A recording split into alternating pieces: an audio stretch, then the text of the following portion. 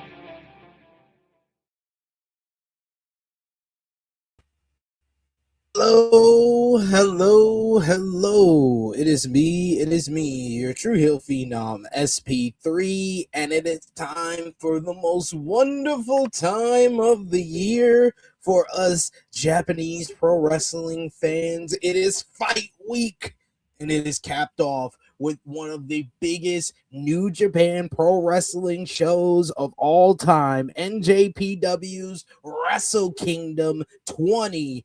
And this is the preview for Hiroshi Tanahashi's final match, his retirement match against his all-time great rival, Kazuchika Okada. Plus, we got much more, including 2 double title matches, the Never Openweight Championship being defended against an Olympian, and much more. And of course, to break it all down, to talk all about the action that we will see in a sold-out Tokyo Dome coming up this coming Sunday, January 4th, 2026.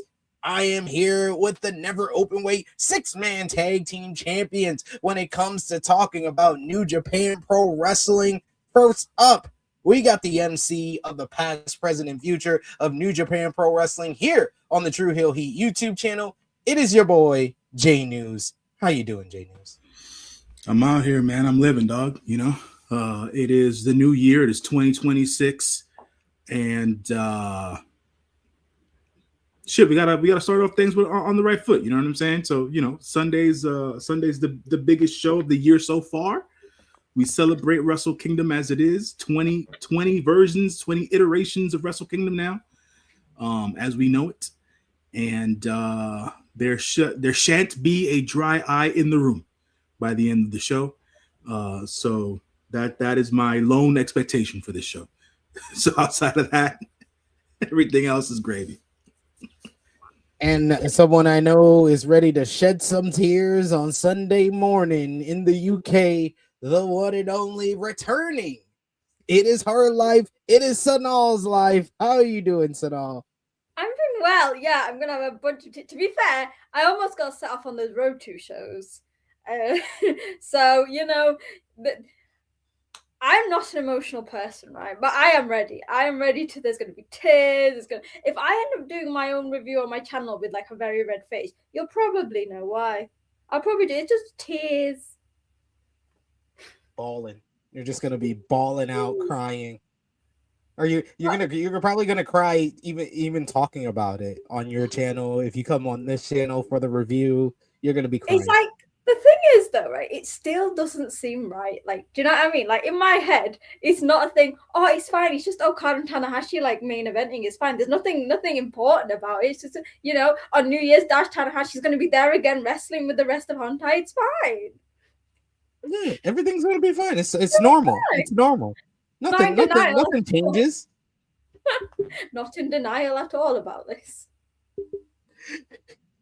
But yes, we appreciate y'all for joining us live here for our preview of the big card coming up on Sunday. If you're with us live, we appreciate you. If you're watching us on demand, we appreciate you as well. Show your appreciation back the simplest way possible. You can drop a thumbs up on the video. That helps us out so much. Helps other New Japan fans and other wrestling fans like yourself see this video. You can also share this video with all your wrestling fans, friends, and family on all your favorite social media platforms. If you are new to the True Hill Heat YouTube channel, hit that subscribe button, hit the bell to stay notified for all the great content here. We cover all of the major events and tournaments from New Japan Pro Wrestling here on the True Hill Heat YouTube channel. So we greatly appreciate if you hit the subscribe button and hit the bell so you always get contented whenever we are live here. And of course, if you're watching us on demand, comment down below. Give us your predictions, your hot takes, your opinions on this Sunday show. Your tears. Your tears for Hiroshi Tanahashi's final matchup coming up on January 4th. And of course, you can sound off in the live chat if you're with us live. We love to interact with all of you guys. Hear your thoughts on this Sunday show. Hear your predictions. What do you think who's gonna win the big matches? Will Tanahashi win his final match, or will he lose once again to Kazuchika Okada? Let us know in the live chat. And of course, if you're feeling generous, you want to give back to what we do here, you want to show your support to the True Hill Heat YouTube channel and our New Japan Pro Wrestling coverage, you could do so with a super chat donation. Any dollar amount matters. It goes back to contributors that you see on screen with us here, and we always appreciate the support. So there's a lot to discuss in the world of New Japan Pro Wrestling. We haven't been together, the three of us, in a few. I think what was the last time? Was it World Tag League final? Mm-hmm.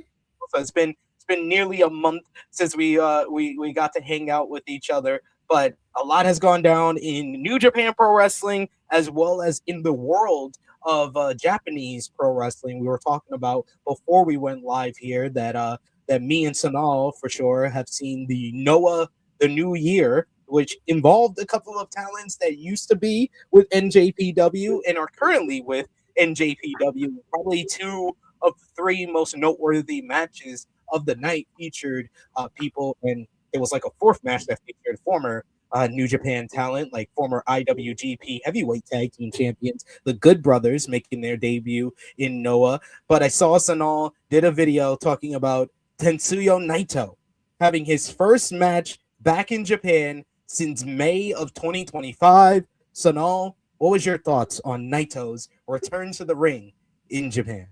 Right, so to preface this, if you want to know my full unhinged things, you can go and subscribe to Sonal's live. You should do that as well. But indeed. So I saw Naito in June last year.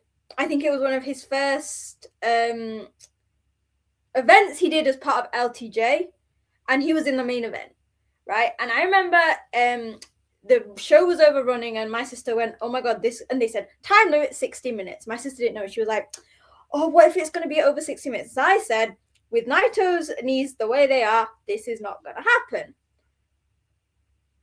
That's kind of the premise of what I thought of this match. Of holy shit, Naito. So when Naito left, do you remember everyone was like, "It's going to WWE, going to AEW," and we kind of went, "That's not going to happen because they are not going to invest money in Naito's body as he is." Yes, he is a phenomenal character, and I'm going to say this, that actually Naito being Naito saved him, like gave him a bit more props in that match to make it not 100% awful. But it actually did hurt me watching Naito in that match. Like, there was some fumbles there, he wasn't running properly. Then you combine that with Marufuji, who also, we have been saying this, like, we're dating back to that Kota Ibushi match. Do you remember that match? Yeah, that one Yes, we don't I talk do. about. The one we don't Where talk where Kota Ibushi broke both of his ankles. Yes, I saw that. That is like, the thing is though, it was probably meant for a pop. And okay, at first it was quite interesting. You saw the crowds. Keno was very good at playing there. For fuck's sake, why is Naito here? Do you know what I mean? Like, just think. But actually, with the whole title change, personally watching it, I don't feel like it got the pop, like the massive pop that it was. Obviously, bearing in mind, a lot of wrestling fans in Japan are very loyal to the company they watch. So, for example, I remember years ago when I first started watching, I watched a DDT show where Tanahashi came over with a young lion Yo. Tanahashi, massively popular at the time, but was getting booed because those DDT fans were DDT fans through and through. And that is what we saw in Noah. Like, yes, for New Japan fans like us, oh my god, great. Like, the Bushi pinned Marufuji with Bushi pinned someone. Let's just call that a congratulations in itself. But he got the pinfall for his team. Look at that. Yeah. He's the worker of the team now. But okay, because obviously, like, they had a show today and they've selected, I think, is it Hayata and Kenta? It's gonna be interesting because it's, for me, like, as a New Japan fan, it's great, but I can imagine where Noah fans will be feeling. Similarly to, like, for example, when the Young Bucks won at Wrestle Dynasty or things like that. It's like, well, you've got an outsider coming in, two outsiders coming in who aren't signed because we're assuming they're still freelance, and this is just like a paper thing. And one of them who is not in very good condition, and it's just kind of like, You take off you take off Keno and Marufuji as well, two of the top names, albeit again Marufuji is not in best body condition either. No. Oh, I should have featured a couple of these comments that we got a lot of people talking about what we're talking about here. We got Zach Minger who letting us know it's National Buffet Day. SB3, J News, and Sonal. Good to know. We got Volop in the chat. He says he's preparing to cry. He also says feeling very concerned about Aaron Wolf's match too. Yeah. I mean, I said it to y'all during the World Tag League final. I was like, I think we might be having a Japanese version of Gable Steveson, but here, we'll have to see. Without the misconduct out of the ring, I guess. We got Volop also saying Naito still cooked. We got Dustin who says Naito should pull a Tada and do a retirement show and then be done. Naito's stubborn as fuck. He's going to be going until the doctor says he's not doing another eye surgery. But like all these guys who had top rope finishers, they are just done by this time of their career. By the time they hit 40, it's over. If you compare, because I always do this whenever I watch New Japan, so Tana's 46 or something. I'm not saying that the people in his class are mid. Like, for example, I compare him to the likes of Taguchi, Ishimori, Goto. Okay, like, you might not be a fan of Taguchi and Ishimori, but actually their bodies, they're like the same age as Tanahashi. Bear in mind, two of them are juniors as well. A million, but like, I never worried that like Ishimori's like going to be limping halfway across the ring. But Ishimori is significantly slower than he's been before, and that's because he put on more muscle. And Taguchi never had a top rope finisher. Yeah, and that's he's always been more mat based. It's like Ospreay as well. Ospreay has changed his style because he was like going off the top rope, and it's like the thing is Naito isn't really like as flash, I guess, as you compare it to Tana, but he was in the Stardust period, and that will have still carried on. And like affected him now, and the fact that it's not even just his knees, his eyes are fucked. It's just everything. I mean, like Sonal did a good job of being nice. I'm just gonna keep it real. That match sucked. Naito did about 3 moves, and one of the moves was him spitting repeatedly at his opponent, he did, which is the Naito of it all, and him playing up his character. And I thought the match pretty much peaked during his entrance when he got that massive pop. And Keno started freaking out because Keno is the most grumpiest man in the world. Can I say shout out to the highlight of this month? You say Yasuda. You know what? It's the concept of twins. He looks so much like New Japan Yasuda. Is actually like insane. I mean, I've never seen the guy wrestle, but like, you know. Chill, didn't it? Right. What's a better way to get into it than just teaming with like Naito and Bushi? Guys winning, didn't it? Shout out to you, say yes there. King of the North said it's time to have a conversation about that guy, talking about Marufuji. Volop says Marufuji is not only cooked, he has genuine brain rot, fed brain rot. Yes, talking about those comments he made about WWE, I guess, last year. We got Adrian who says Naito is washed, sadly. We got King of the North who goes one step further, say he's cooked, sauteed, deep fried, and pickled. Yeah. About right. We also got King of the North who says, I don't think Noah fans care. Hank and Tank from NXT won those belts last year. Literally, they've had like 5 title changes in a matter of like 2-3 months. Hank and Tank won it from Team 2000X. Then Team 2000X won it back from Hank and Tank. Then Keno and Marufuji won it from Team 2000X. And now LLTJ are the champions. I think it's not okay. Maybe they don't care massively, but I think that maybe Noah expected a bigger pop, like a bigger reaction to it. Do you know what I mean? Like, it didn't feel like you had a massive star like Naito there. Like, they might not care about it because, again, like you've said, it's been changed a lot and they have had outsiders. But I think with a name like Naito, you kind of expected more.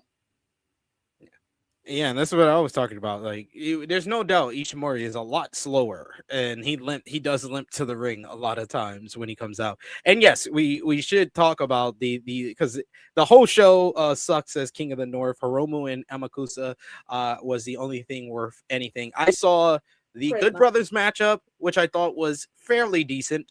The Naito matchup sucked. I heard the main event was worse than that matchup. But the matchup that I did watch, Hiromu Takahashi versus AMAKUSA, this was the best Hiromu Takahashi matchup in like 2+ years. Probably guys, if you can, go out and watch it.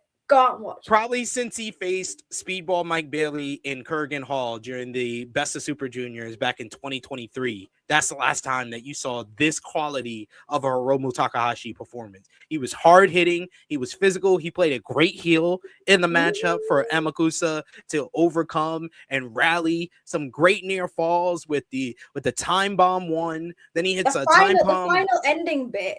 Like, I was on the seat. I was like, yo, Hiromu might win this. And I was like, no, AMAKUSA got he hits a time bomb 1.5 from the top rope, and that gets a near fall. Then he hits time bomb 2, and that gets a near fall. And every near fall got that crowd in the Budokan just getting hotter and hotter, getting behind AMAKUSA, and then AMAKUSA busting out a freaking, I think it's like a second or third spinal tap where he just twists in the air. He's one of the best high flyers out there that nobody talks about. He's so talented. And he's in his 40s. It's so good. Like, he's awesome. I think so. Like, the whole story stemming, if anyone doesn't know and hasn't watched it, is basically they had their junior tag league. Hiromu won that tag league, and then he like nominated AMAKUSA, right? And actually, the tag league was pretty decent. I wouldn't say it was like on the level of like a Best of Super Junior. It was very different setting. I didn't feel like it had the importance as maybe that. But again, AMAKUSA did really well. But this match was really refreshing, especially after I watched the match before.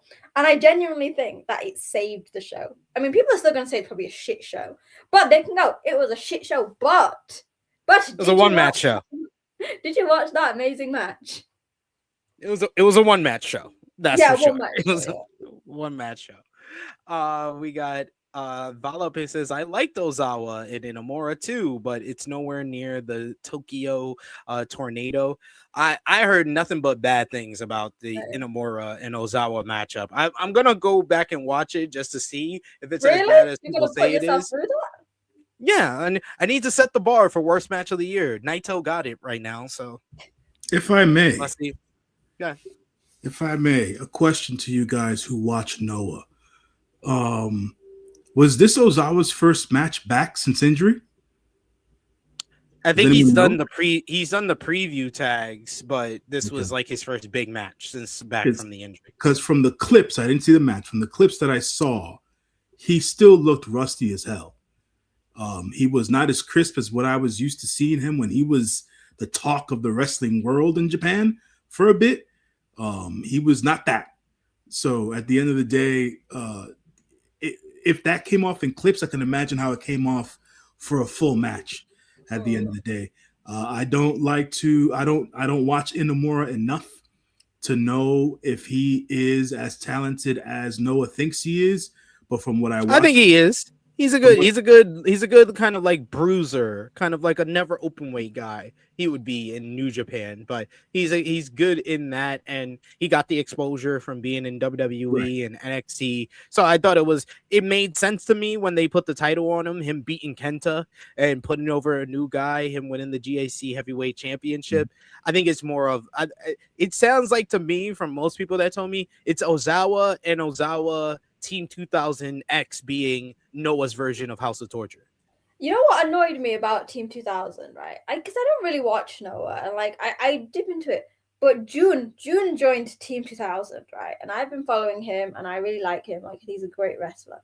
But when I saw he joined them during the Noah Tag League, and bloody Yoshitatsu came out, like, the guy's an amazing wrestler. He literally had an amazing tag team match in DDT, right, for the tag team titles against Mao and Cannon. And then I'm like, I see his name on the Noah thing, and I'm like, I can't physically watch it. Because again, it's like watching a House of Torture match.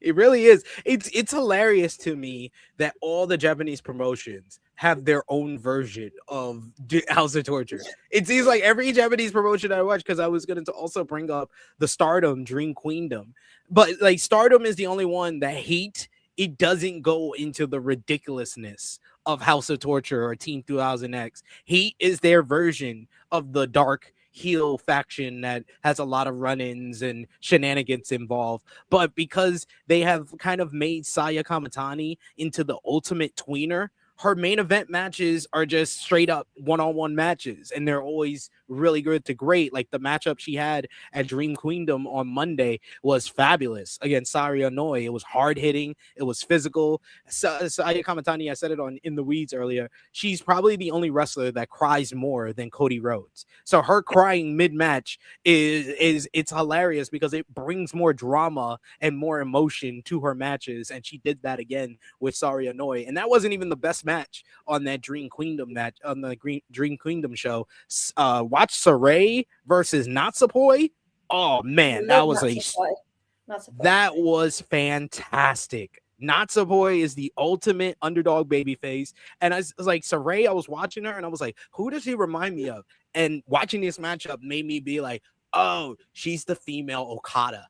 How she paces the matchup, how she's so in control of everything she does, and she could speed up and hit these big moves, and she just drops everybody on their fucking head with these exploders and the uranagis, and just, oh man, they're so brutal the way that she just drops people over and over again on their head, and it just drives up the crowd. The crowd gets so engaged in her matches that, yeah, go out of your way to watch Sareee versus Natsupoi and the main event with Saori and Saya. That was, both of those matches were tremendous.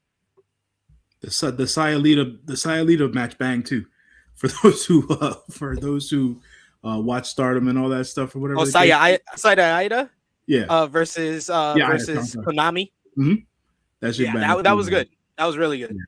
And Megan Bain and Bozella continue to grow that intense ass rivalry they've got going. Those women, man, I'm looking to see as to what they do in 2026. But I wanted to mention one thing about the Noah stuff, because I'm not too sure if my comment is going to make sense or not, just due to what his latter years in Noah were like. But I feel like Masao would be turning over in his grave, but I'm just not too sure if he would be or not, to be quite honest. For folks who watched Noah in the late 2000s, the late aughts, as they say, they would know as to what I'm saying, because he wrestled until he couldn't go anymore either. So I think it's just more a sense of pride thing with a lot of the older guys, because you guys were talking about Naito and Marufuji and things of that nature, whatever the case is. And yeah, man, I think the writing was on the wall when we saw AJ Styles versus Marufuji. What was it, a year and a half ago when they did that match? a year ago, no, right? it was 2024 actually. Yeah, yeah. 2 years, Yeah, year and a half. so 2 years now, and I saw the writing on the wall then. And I was like, and mind you, not technically, AJ is older than Marufuji. So at this point, there's a way to age gracefully in this sport. Taking care of your body is a big thing. And I've always had this notion that in Japan, that's just not a thing at the end of the day. Like, they do it after they retire, like from an aesthetic point of view, but like physically, dudes are shot into their mid-40s. And that to me is like, I know it's a common thing. I know it's a trend. I've seen it my entire life, but there needs to be a mental reset out there of how to take care of your body, especially when it comes to pro wrestling. Because SP3 mentioned something about what was he was talking about Naito and same thing with Sonal about Naito's knees being all burnt out and top rope finishers and all that. I was like, we have the perfect American dichotomy in RVD, right? RVD at 50 plus years old is moving around better than some of these guys in their mid 40s, and he doesn't even. I wouldn't say all that. I say better. I'm not saying he's top notch. I'm just saying better at the end of the day. And at their age, you seen that man walk? Yes, I know it's bad. Trust me, I've seen him at the conventions. It's bad, man. It's bad. But in the ring, he moves around better. Is all I'm saying. That's all I'm saying, bro. It's tough. But that's my main thing. Like, there needs to be a better mental grip around taking care of their bodies overall for what it is that they do. And I feel like they lack that. So I just wanted to put that out there at the end of the day. I kind of think that it's kind of a thing in Japan in general of like, you see a lot of people working until they're much older, and it's like I think the JNG like a sense of pride and stuff, and it's almost like they think they should be doing it until they physically can't do it. And then I guess almost with the wrestlers, a pride and sense of like, it's Naito's life, pro wrestling. That's the thing. And it's almost like, I remember Jushin Thunder Liger retired and he was joking. He was like, I'm just going to go back and just be in the dojo all the time. And it's probably for them a sense of like, Tana's fine. He's the Shacho. Do you know what I mean? He's involved in pro wrestling. But I think for guys like Marufuji, especially Naito, it's probably also coming from like a worry of like, if I hang up my boots, who am I outside of being pro wrestler Tetsuya Naito? Do you know what I mean? Like, that's who he is. That's who, I mean, as well as obviously loving baseball and stuff, but it's almost like, if he's not a wrestler, who is he? It's almost a case of like, that's his like means to go on his like self-worth. Yeah, no, I agree. That comment, I agree with Power Driver Finisher here. Rey Mysterio is probably a better example of a guy that's older. He's older than Tanahashi and Naito and all these guys, and he got that stem cell surgery, and now he's moving like he was moving 10, 15 years ago. But yes, it's a yes and no thing with Mysterio, because Mysterio's had so many injuries in his career, unlike Tanahashi. Right, so he doesn't have as many. He hasn't taken, to be quite honest, he hasn't taken as many bumps as Tanahashi has. At the end of the day, that bump card isn't as high. But that point you just made, the stem cell stuff, Big Man Dogs mentioned the weed and all that shit. At the same time, all that there's this specific kind of like oxygen / blood treatment that they do in Germany as well for folks who have bad knees and whatnot. It's this whole process. They have some basketball players have done it here in the NBA, and it's turned their careers around and things of that nature. Like, dudes should look into how to take better care of their bodies so they could, if they want to last this long in the industry. Like, yo, go after it, man. Go after it and look this stuff up and do the research. And if you're planning on going until you're freaking 60, get the stem cells. Get your CBDs in. Do whatever you want to do if you're gonna want to be out here into your freaking 60s, but take better care, man, at the end of the day. Or much like some of the younger wrestlers are doing now, change your style at the end of the day if you really want to last that long. because it gets difficult to watch, which is what basically everybody's saying. It gets difficult to watch at this point. And obviously, if you guys been watching us for a long period of time, you know how I feel about Tana. And when it comes to watching Tana's matches and stuff like that, it's brutal for me to watch some of his matches sometimes. It's like, God damn, like he really ain't moving out here, you know? So that's really where I'm coming from when it comes to all of this, because I did not watch any of this Noah stuff, and I did not want to. And so yeah, Vala makes a good point that Tada said that he wouldn't be retiring if he wasn't made the president of New Japan. That's a big factor of why Sunday is the final matchup.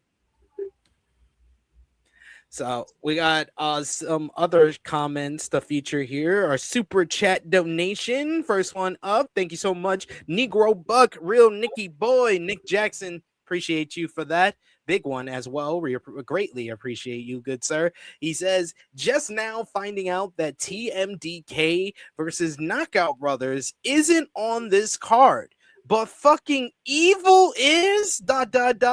Can't tell me that Gato isn't a war criminal with the, I think it's the face palm emoji or something like that.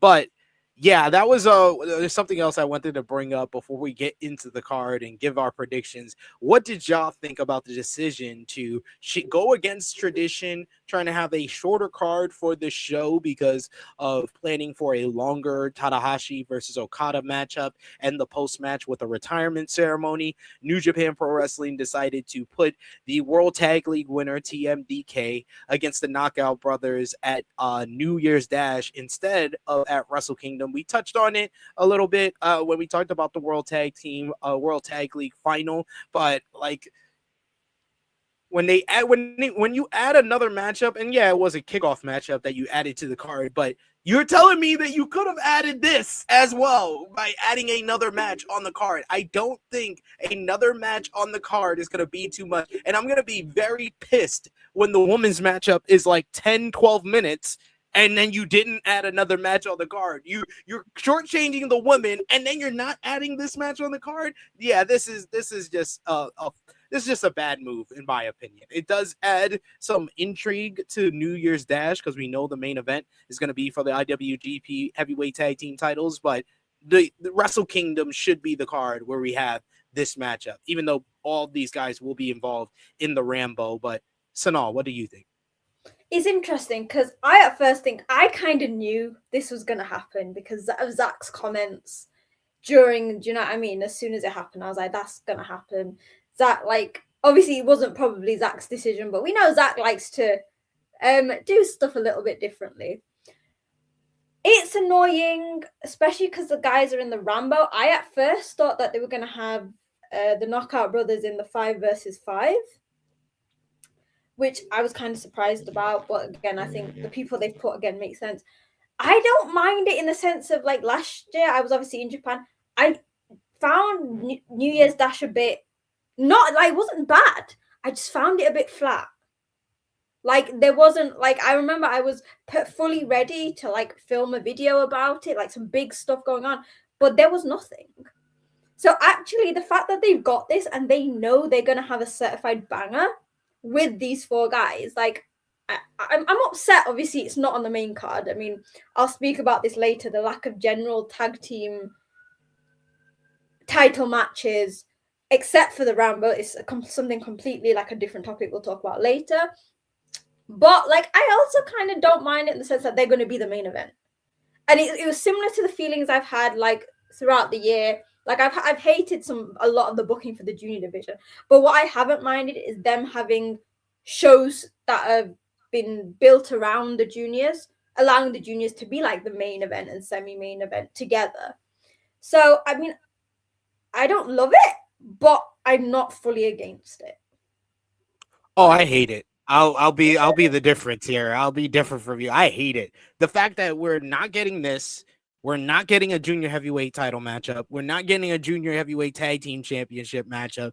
This doesn't feel like the Wrestle Kingdom events or the Wrestle Kingdom event that we should have for such a big show.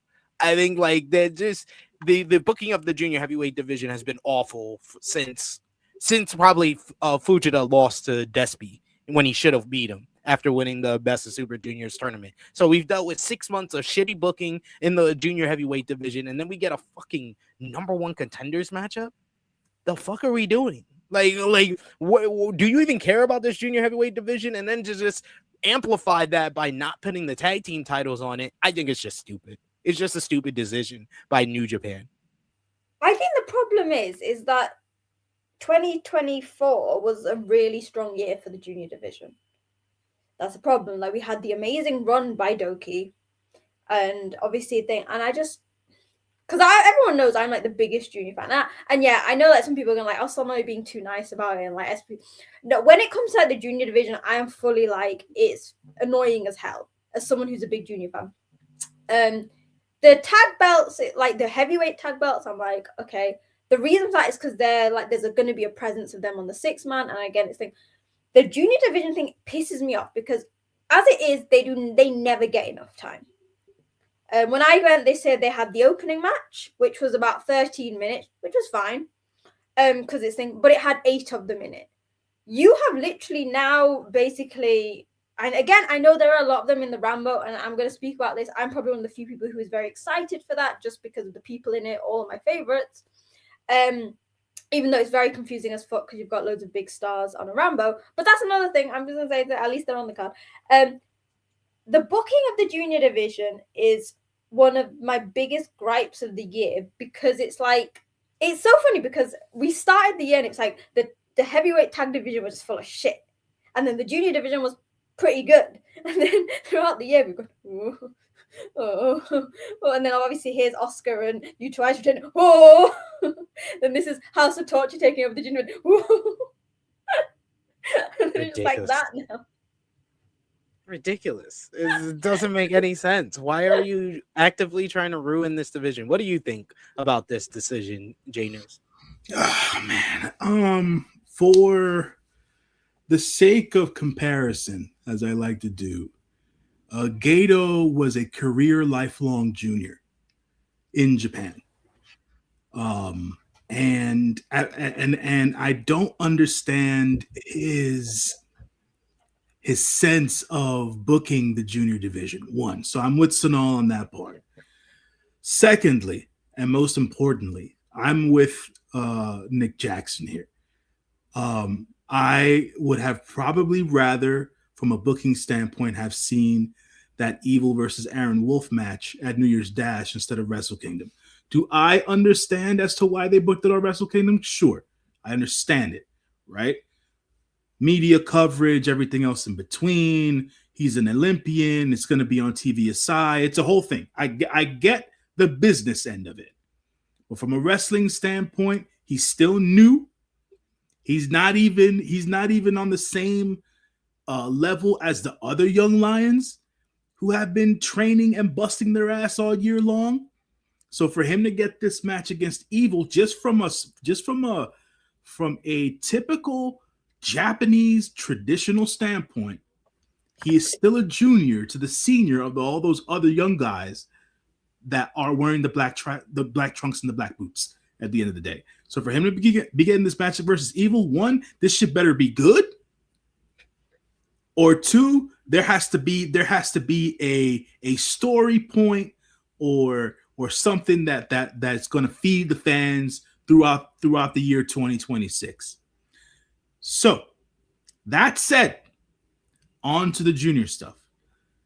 The junior match is the 4-way #1 contenders match, as SP3 stated, right? I would have much rather had Doki involved in a multi-man match, a triple threat, maybe a 4 corners match, whatever you want to do. I think that's what we all thought. We all thought something like that was going to happen.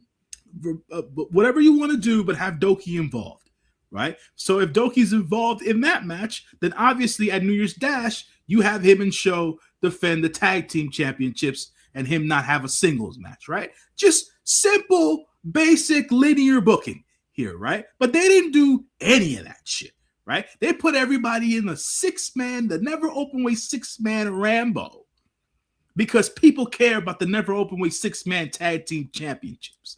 Those belts are more important than any of the junior championships. I never heard anybody in life ever say that. That's right, because I'm being sarcastic. Absolutely. I know. I was putting the stamp on your sarcasm. Somebody watching and things like, what? There's somebody who really likes to never 6 months. So I mean, the best champions are us, obviously. It's just, yo, I usually take stuff at face value. If this is what they're gonna give me, I'm gonna do my best to not be positive about it, but go in with an open mind and see as to how the event goes.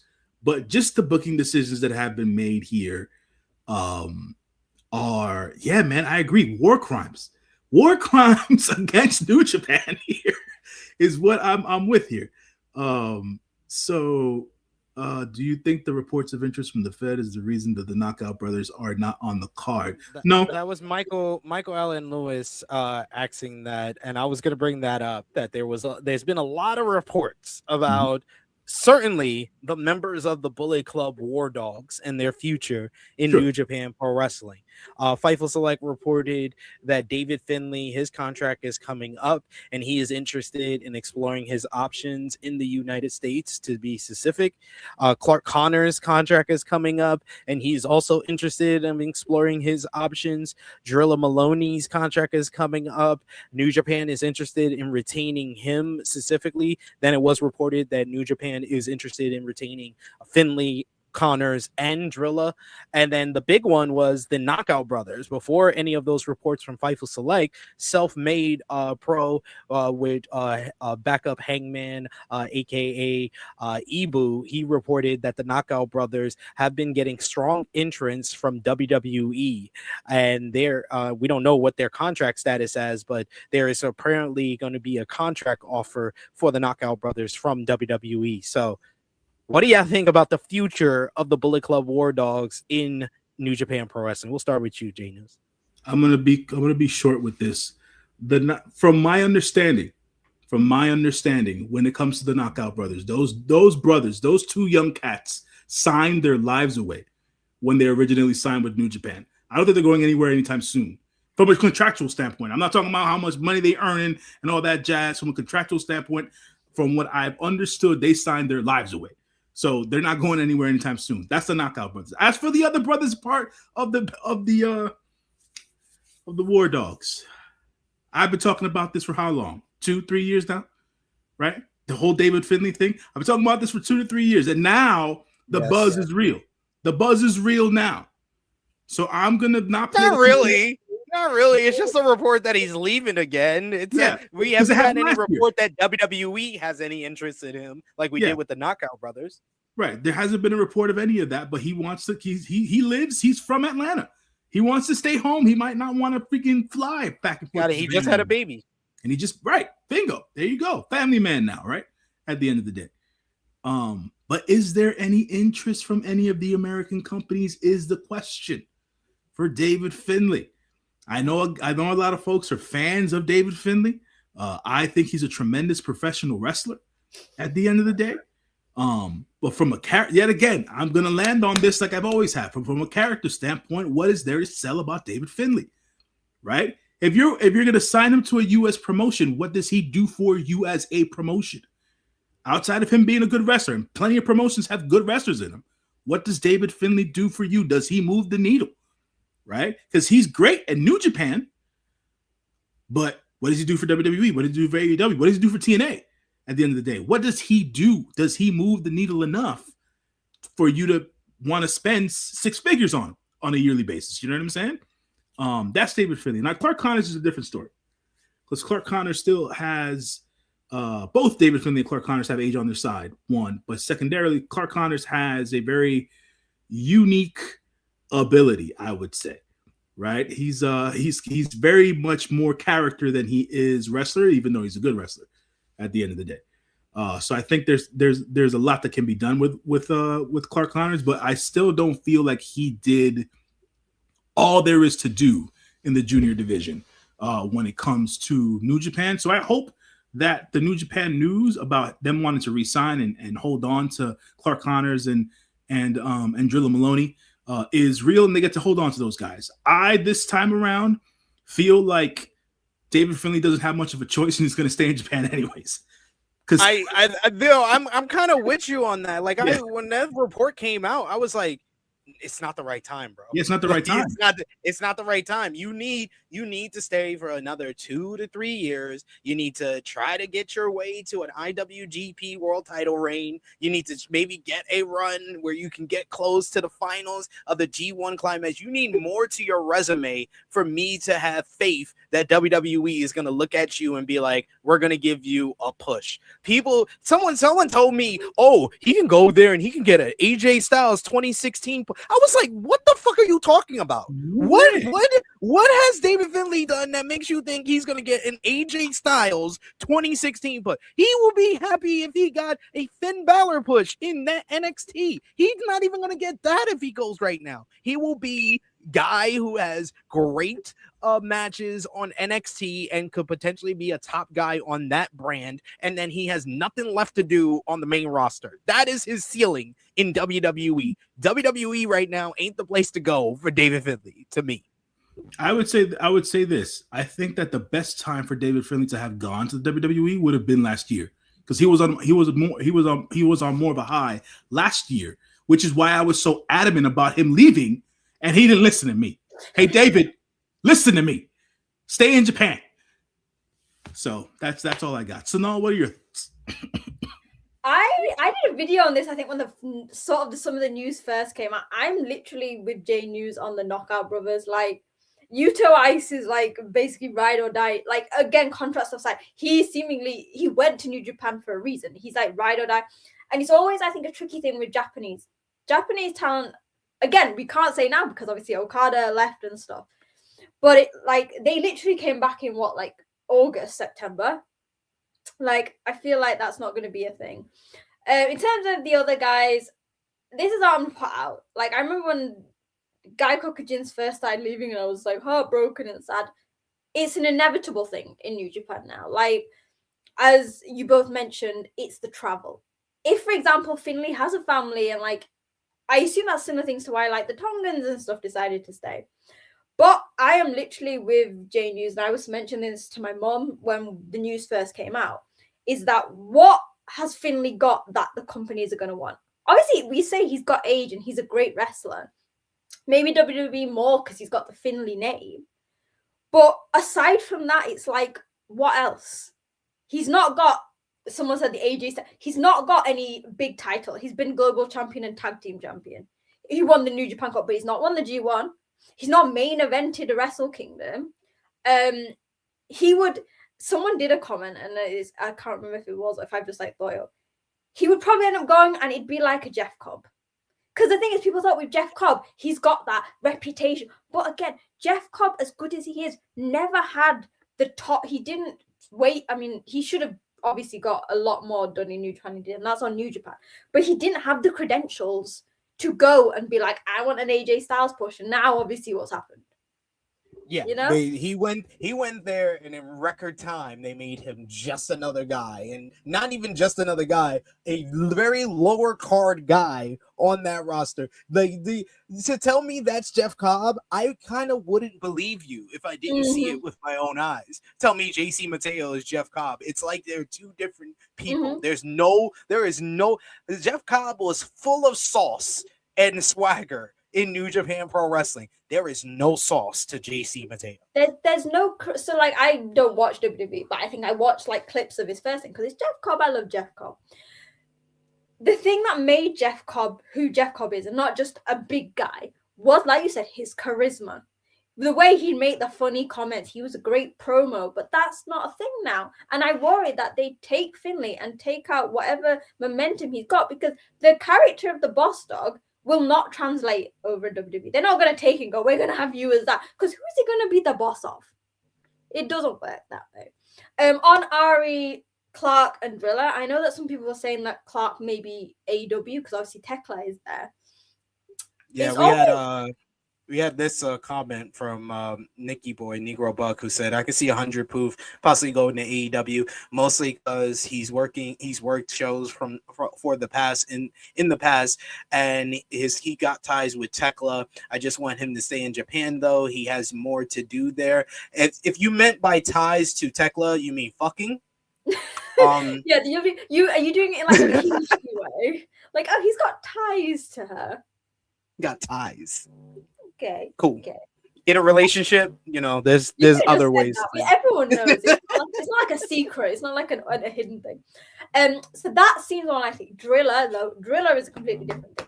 Driller, I feel like, because he's British, so I feel like it's not going to be like a straightforward thing of like he's going to go to America because it's easy for travel. Because really, I mean, it's like an extra few hours, so it's not going to be that. I genuinely think Driller is. People are very mixed on Driller, and I never understand why. Because I bloody love Driller. Driller is really coming into his own, not just in the sense of like his wrestling, which he's done a very nice move from junior to heavyweight. We've spoken about this 1,001 times, but his personality at this point is probably he's one of my favorites at the moment, because not only did he have an amazing run with Shingo, but I can tell you, out of everyone anyone who does color commentary, Driller Maloney is my favorite, because Clark's also quite similar. But when Driller gets on it, aside from his hatred of Sanada, which is very funny, he becomes a fan. You can see the brighter parts of Driller, which now makes him even better tweener. So, like, again, I'm used to, like, Gaikokujins are gonna leave and stuff, but actually, if there's one person out of them that I want to stay, I'd love to see Driller stay and become part of unaffiliated. SP3, I have a question for you. Because you know, I have holes in my memory, so I need to get some things clarified for me, and I go to you for these things. Has David Finlay ever wrestled a match for AEW? Or ever been on AEW television? He faced Hangman Adam Page back in 2022 ahead of the first Forbidden Door. The first Forbidden Door. What year is it? It is the year of our Lord 2026. It's been 4 years since he worked with AEW at all, which will answer the question that we got from Adrian here, who said, SP3, how about a dual contract AEW New Japan contract for Finlay? That ain't happening.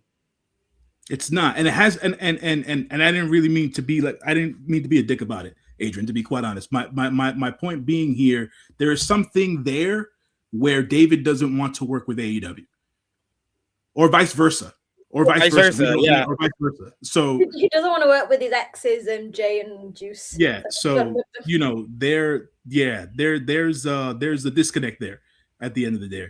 At the end of the day, so that's what I wanted to put out there for folks when it comes to David Finlay. Not that he wouldn't. I think he can do stuff in AEW if he really wanted to. I just think he has a ceiling in both companies. Sure, in both the top two companies, there's a ceiling. In AEW, he would just be a great match guy, a guy that you would put on Dynamite who can have a great matchup against one of the baby faces, whether it's Kevin the Jet Knight or Speedball Mike Bailey or even a Will Ospreay, Hangman Adam Page. But it's not going to be anything like the level where he's at in New Japan. So I don't get the point of going to either one of these companies. And I know this is probably a joke, Andrew. He says Bullet Club needs Matt Cardona, bro. I don't know if I'm cooking. You are not. And they already kind of did that when they put Jeff Jarrett in Bullet Club. Sorry. Yeah. That ain't gonna work. The only idea I have in my head in which where Finlay would be able to succeed on a higher level than the ceiling we're giving him would be if they were to take the War Dogs on New Japan and put the War Dogs as a unit on American TV. That's what would work. Not David by himself. It's David and the War Dogs. The entire War Dogs. The entire faction. Take them and move them into an American natural storyline to do is to have Gabe Kidd open the door for the War Dogs, and he turns on the Death Riders. Right. And we do Death Riders versus War Dog, and that's how you turn the Death Riders all babyface instead of just Moxley babyface. And the group is very disjointed at this point right now. And if you want, and as we've seen throughout the last month of AEW TV, for those folks who do watch AEW, and you wanted to put the Rocket Pack on David Finlay as the leader of the War Dogs, if we're righty creative. Obviously, you put him in a match versus Mox, don't you? Yep. So and he had great chemistry in that triple threat against Mox and Ospreay 2 years ago. So yeah, so it's not like the dude's not talented, but that I think that would be the move for him as a figurehead of that faction. Move that figurehead in that faction along with him. A lot of the time wrestlers don't like to be tied to other guys, obviously, and things of that nature. But what's worked for him is being the boss dog. For all the crap I give him, right, as a character and everything else in between, him being the boss dog has worked for him. He can't be the boss dog if he's out there by himself. So you got to bring the whole crew with him. I think that would be probably the best thing that they could do for him. But all those contracts have to end at the same time, and guys have got to want to make that move. A lot of things have to fall into place in order for something like that to happen. King of the North saying Death Riders versus War Dogs just seems like too much angry yelling white man stuff. Might be too much. Sir, you are disrespecting the culturally and racially ambiguous Driller Maloney. Stop doing that. Absolutely. Think about this, because this has generally been a thing for like ever since I first saw Driller on the. So when I first saw Driller on the Independence scene, I looked to my mom, and obviously Maloney is like an Irish name, and I said, that man has got a little something in him. He's got a little Persian in him, don't he? He got a little Persian in him. The name doesn't say anything, but there's something in there that's not white. So take that back, my friend. Take that back. Culturally and racially ambiguity. That's the best way I can say it. But Negro Buck Nick Jackson gives us another super chat donation. Thank you so much, Negro Buck, for the support. He says, y'all know my feelings about Finley, but I also agree he's got to win the IWGP World title before he even thinks about signing with WWE. You are not going to get a push in WWE if you're a New Japan guy that never won that title. And case in point, yes, Finn Balor. Finn Balor. Balor was the ace of the junior division, but never won the IWGP World Heavyweight Championship. They tried with him, but once he got injured, they were like, "Oh yeah, you never won the IWGP World title. We're never going to give you a push." And they tried and gave a push to Shinsuke. And where is Nakamura-san now? Surfing. Absolutely, and he loves it, but he's not on TV. So, you know what I'm saying? So that's where I'm at with it, man. It's just, yeah. We need to get to these matches, man. Yes, we're finally getting into the matches, but of course we gotta say, what is our hype level for this Sunday show? So from 0 to 10, we'll start with Sonal. How hyped are you for January 4th, Wrestle Kingdom 20? I'm always like a 7. I feel like I do have issues with the card, and we'll speak about the issues on the card.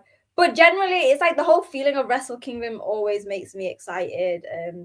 The semi-main event and the main event is phenomenal, and like again, as we're all complaining about this never 6 months, but actually, I quite like the people in it, and I'm going to shout out that there are 2 DDT names on this Wrestle Kingdom card. So I'm going to shout that out as well. So yeah. So you said where you at? 7. 0 to 10? 7? All right. J News, where you at? Same, to be quite honest. I'm at a 7 myself. I just think, the booking. I'm with Sonal. I'm just big and have been just heavily annoyed with the booking of the juniors this year. So that thing, it brings it down a notch. To the same thing you were saying in the past couple of pods, SP3. I am so worried about this Aaron Wolf match. It's not even funny. I just don't know what to expect there.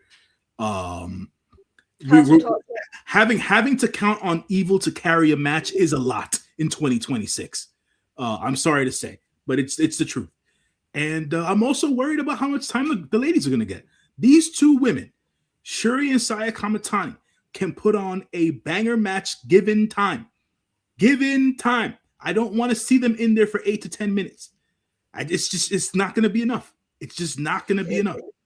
It's sad because last year, Wrestle Kingdom and Wrestle Dynasty, both ladies matches got over 10 minutes, and they were 2 of the best matches on that weekend. But we can't even go, oh no, they gave them over 10 minutes last year. They'll give them over 10 minutes this year. There's no guarantee because of how this card is. Exactly. There's no guarantee. So I'm just worried about that. And those 3 things there, that's the 3 points.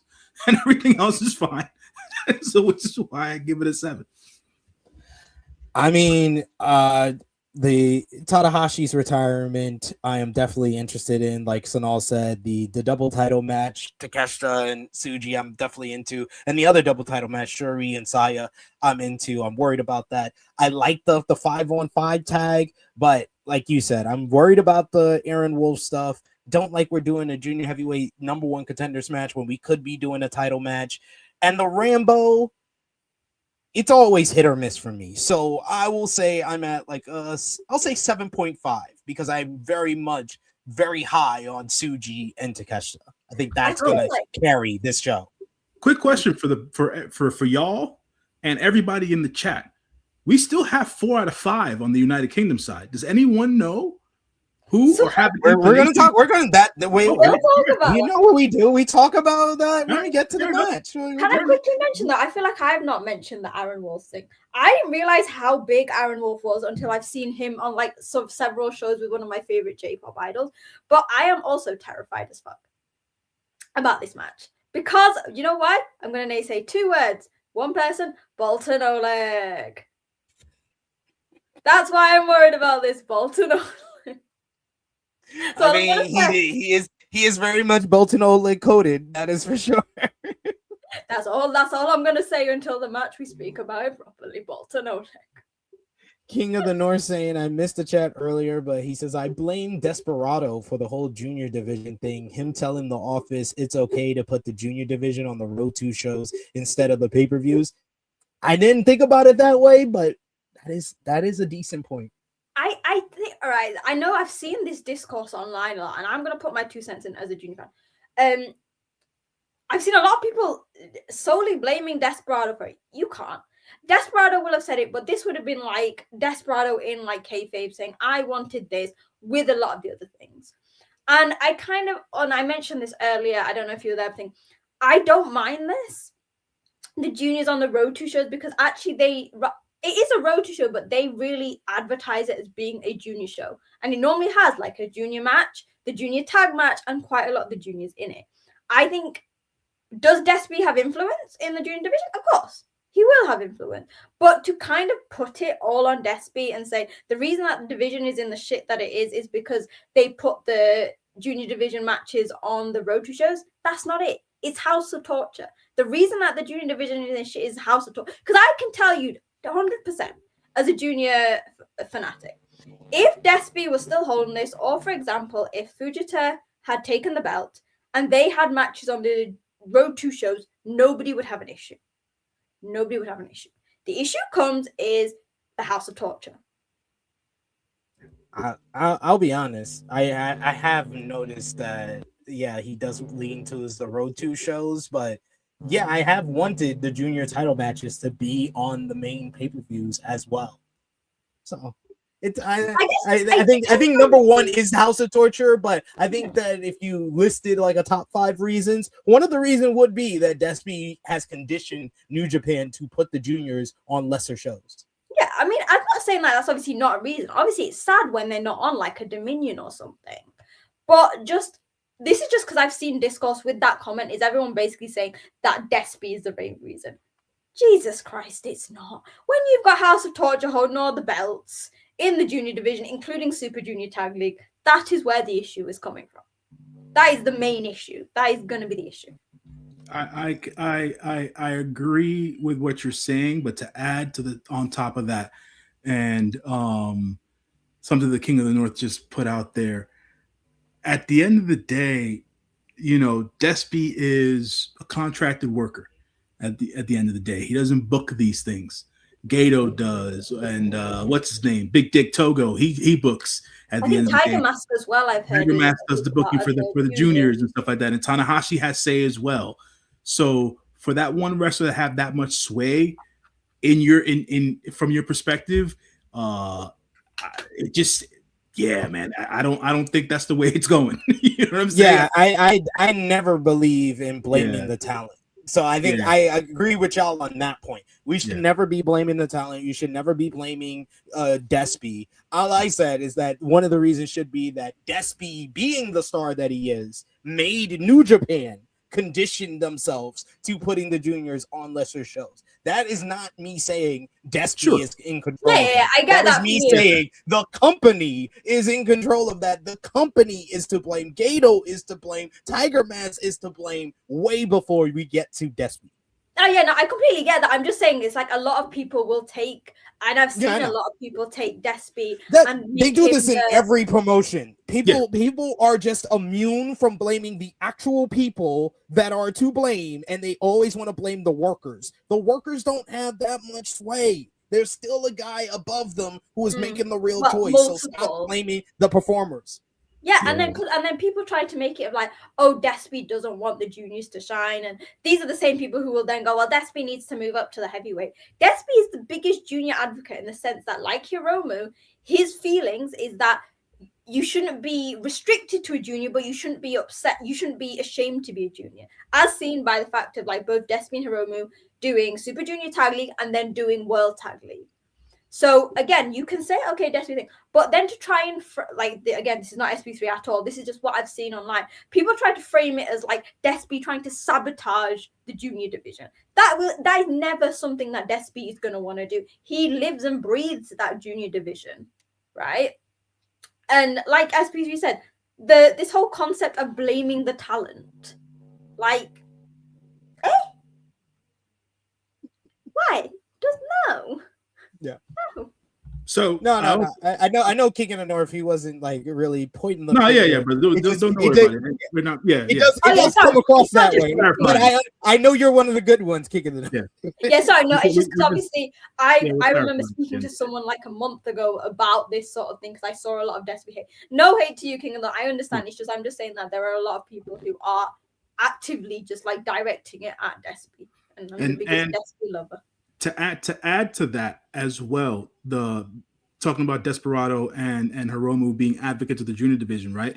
Those are the two frontline main guys that wanted that IWGP Junior Heavyweight Championship to be the main event at Wrestle Kingdom at one point, right?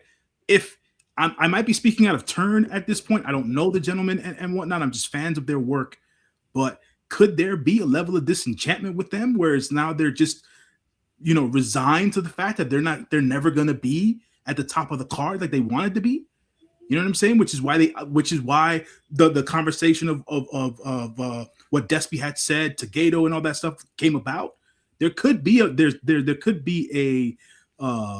sliver of that, case in point of the whole nuance thing, because it's just not been consistent with the juniors at all. And for the conversation to be taking place,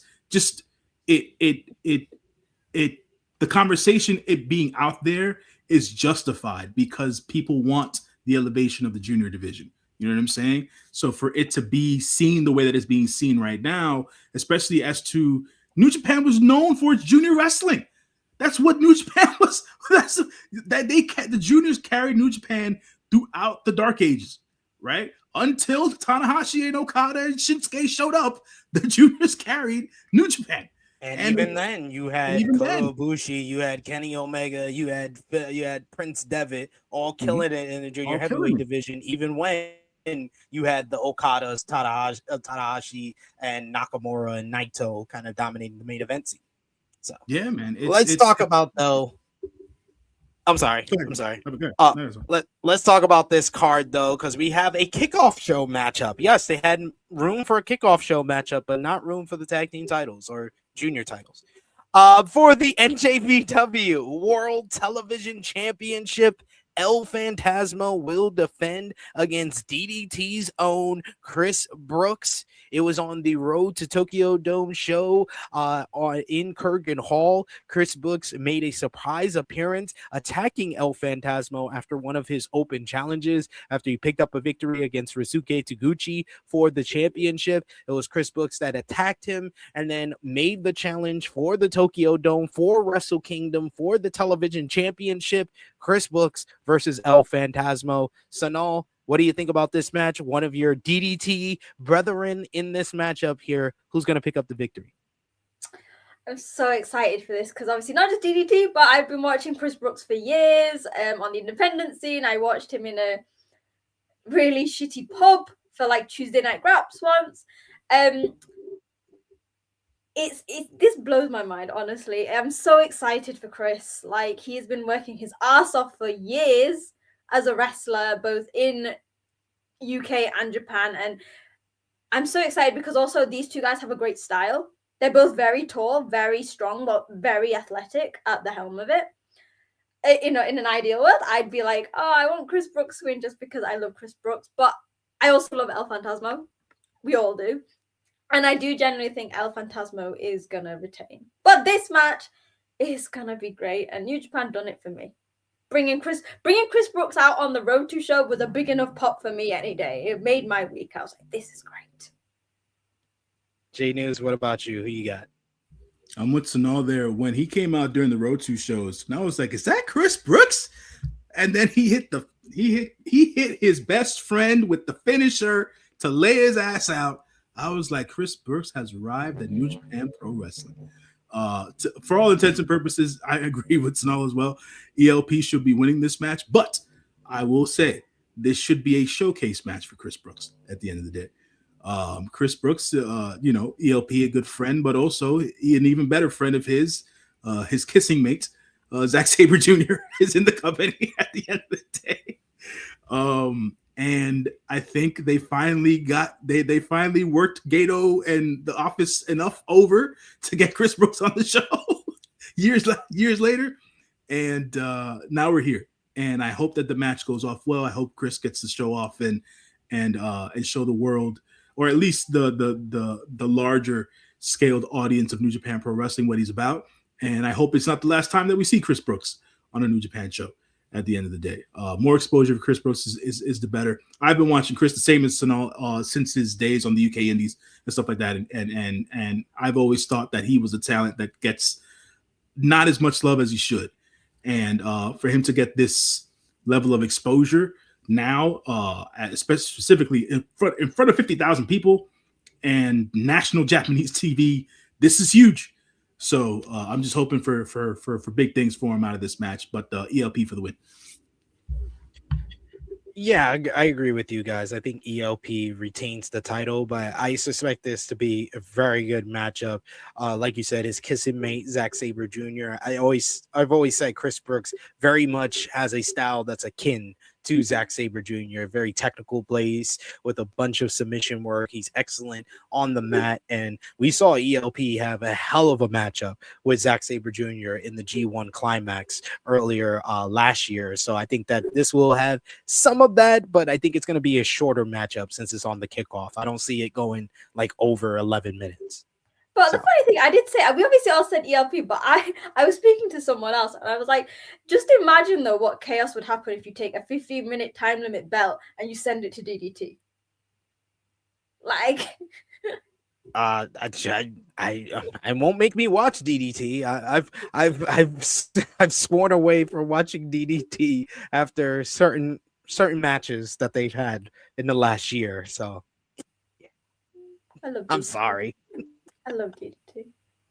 Sometimes it's just a little too ridiculous for me with people sitting on their faces and seeing I think it's hit and miss. It's definitely hit and miss, and I think it depends on like the wrestlers that you like. Like, for example, there is one person's match I don't tend to watch just because it does get too much on that side. But I think, especially with like everything that's been going on with New Japan this year and the highs and lows, I think DDT has been a nice, if you want something that's just nice, light-hearted, but you can also have great matches, I do really recommend it, because one day you'll be having like a banger of like a title match, and then the next show they'll be doing it where every time like music plays, they've got to take a shot of tequila. That was a very good match. I haven't exactly sworn away yet. I just haven't actively pursued watching DDT. I have to watch WWE because I get paid to watch WWE King of the North. That is the difference. No one is paying me to watch DDT. If someone wants to, by all means, I'll watch it. someone pay me to watch DDT.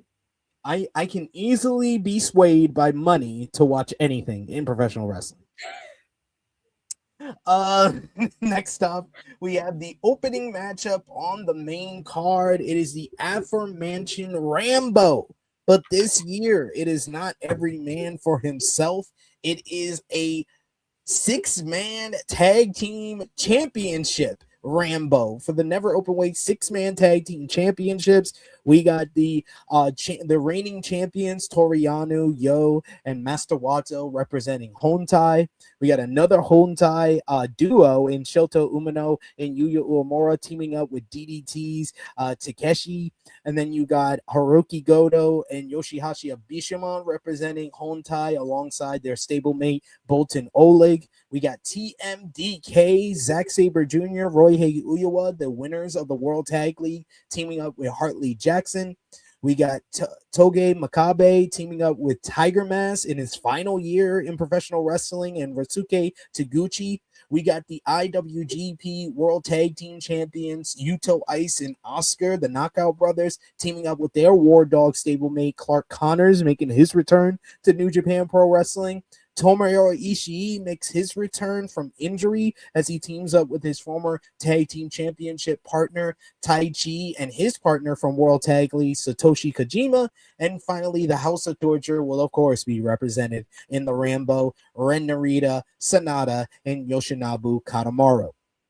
J News, what do you think about the field for the Ranbo? Probably the most star-studded Ranbo that New Japan has ever had, and it being for the never openweight 6-man tag team championships. And who you got winning on Sunday?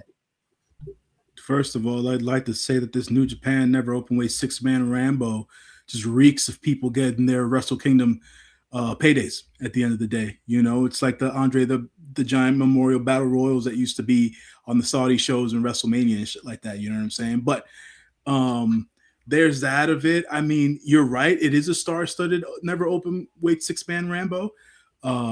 I specifically sought out Takeshi here because I was impressed by the young man when he made his debut on DDT about 2 years ago now, I think it was. And like, it's interesting to always see the crossover between J-pop stars and professional wrestling, right? Or people just in the entertainment sector of Japan and pro wrestling. You know what I'm saying? Not to say that professional wrestling isn't entertainment, but you know, singers, dancers, this, that, and the third. I think that the biggest proponent of that is the current MVP of Japanese wrestling, Saya Kamitani. The young lady came in as a dancer at the end of the day, and she picked up professional wrestling, and now she's on the top of the freaking world. So that young man, I'm looking out to see how he delivers and how he performs here with two young guys that should be on another part of the card on the Wrestle Kingdom. But hey, we're gonna take it there at the end of the day.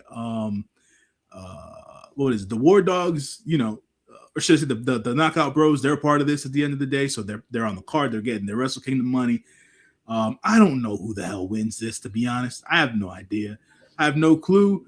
And to be quite honest, it's not that I don't care, but do I? But do I? But do I? So that's really where this is at. But as always, I'm always going to go back to my foundation. As long as my good brothers are getting paid, that's all I'm worried about. So this is what this Ranbo is about. So that's what it is. Did you pick a winner? No, I did not. I feel like it's impossible. It's almost impossible. Put the card back up. Put the card back up. You should have picked the winner first before you went on the Bo Big soliloquy. Now I gotta upload the picture again. Put the card back up. Just pick a faction that you like, and someone is gonna be from there at some point. Put the card back up real quick, just so I can see it. I'll roll the 4, 5, 6 on it and see if I come up. Yeah.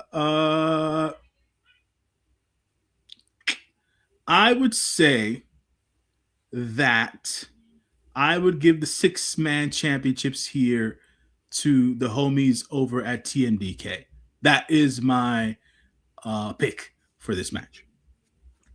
Sonal, who you got? Yeah, I'll say my picks before I say.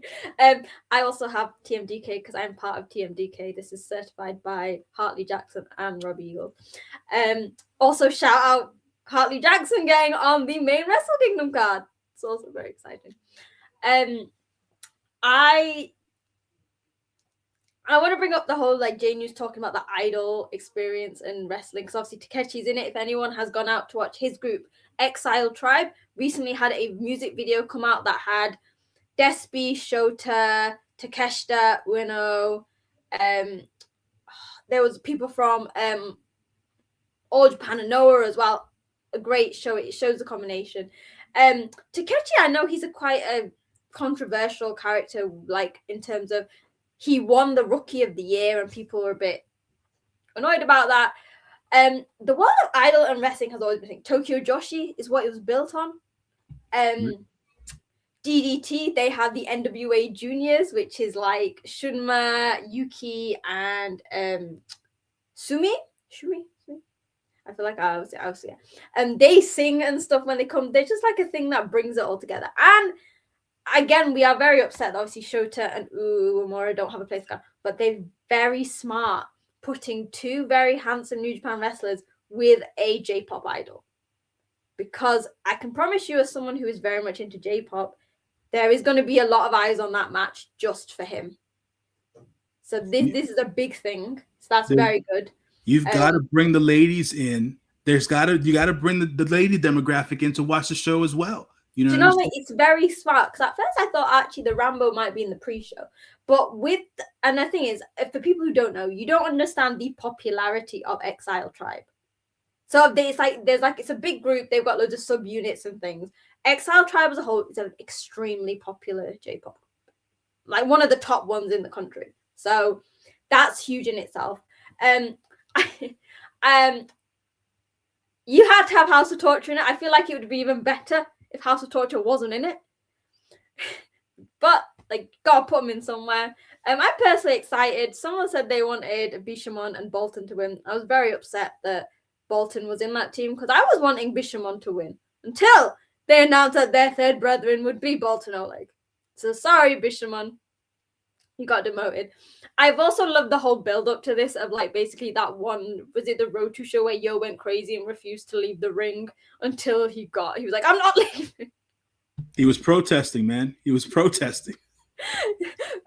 Because like obviously Yo didn't really have a big spot last year at all. And I can generally see they want to do something with the tag belts. And this is great having like Takeshi there, but like, if you're going to put it on the main card, like, instead of the pre-show, I need something from this. I need this to be something.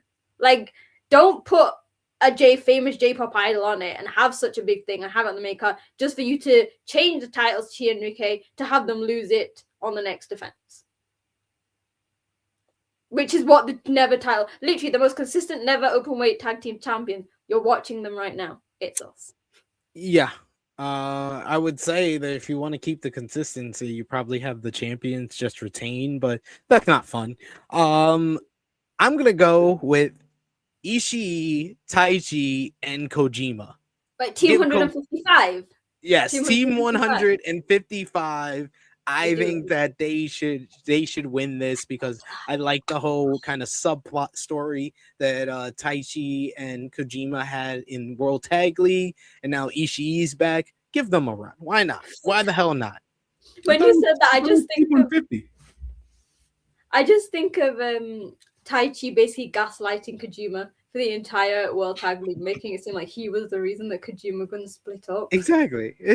I'm here for it. I want them to win. Give me the old dudes for the win. Team 155. Give me the old dudes winning. All right, this is the matchup that I probably, outside of the semi-main event and main event, I'm looking forward to the most for both the NJPW Strong and IWGP Women's Championships. It's a double title matchup. It is Syuri, our IWGP Women's Champion, versus Saya Kamitani, who is the NJPW Strong Women's Champion, as well as the World of Stardom Champion. The Saya, of course, defeated Azumi to become a double champion in 2025, while Syuri, the last time we saw her on a New Japan show, was back at King of Pro Wrestling, where she defeated Sareee to become the first ever two-time IWGP Women's Champion. So this showdown is two of the best that Stardom has to offer, two of the best women's wrestlers in the entire world. Saya Kamitani coming off winning the Tokyo Sports MVP, given to the best and most valuable performer in all of Japanese pro wrestling. Sonal, who do you think wins? What do you think about this matchup on the Wrestle Kingdom card? I'm going to preface this, and I said this on my own thing. I obviously do not know. I don't watch Stardom that much, so I feel like I don't even really have the credentials to make a prediction because I don't know like the stories going on. However, all I know is that every time New Japan puts a Stardom women's match on, I am obsessed. I mean, we were talking about the time, and like I hate to say it because like we want them to get time, but I like to say that even when they get limited time, they put on phenomenal bouts. They are exceptional women, and actually I'm really like, I know that no matter how time they'll get, there are going to be people, again, remember guys, this is being aired on television, this is a huge thing in itself, right? That they are going to get eyes on them, and that they are going to have a goddamn lot of people going, oh, I think I'm going to sign up for Stardom and watch them, because they are like, again, like I said, I'm just taking this off the stuff I watch when they do New Japan stuff. They are going to be great. It is going to be an amazing match. Probably, yeah, it might be a contender for like one of the best. Do you know what I mean? Of the show, like you mentioned at Wrestle Kingdom, it was, and I was there live, and I was like, yo, this is great. I'd love them to get more time. I know that they're not going to get amazing amounts, but come on, give us a little bit, because I know we all know they can do a lot in a little time, but they shouldn't have to. You know what I mean? They shouldn't have to put the best foot forward in like 10 minutes. So, yeah, I'm not going to put a prediction because, again, I don't feel like I'm qualified to do it. But everyone is qualified. You know who's in the matchup. Just pick who you think is going to win.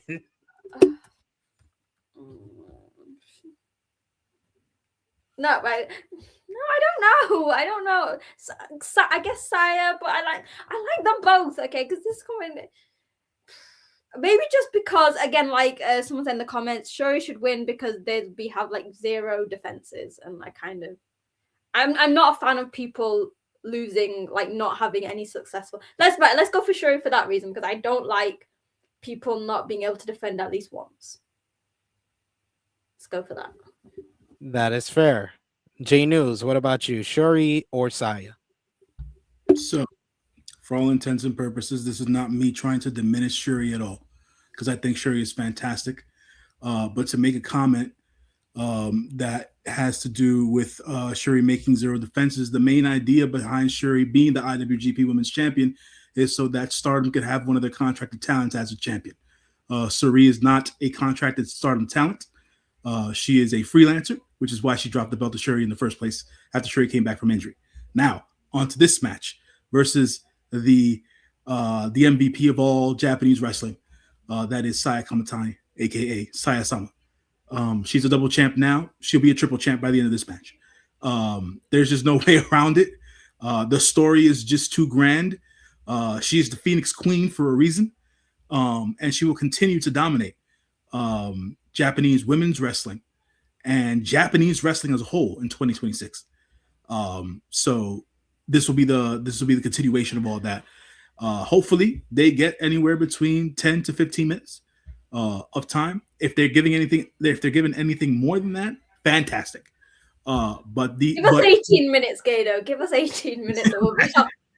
But to Sonal's point, these ladies can fit in a lot in a short span of time and make it feel amazing.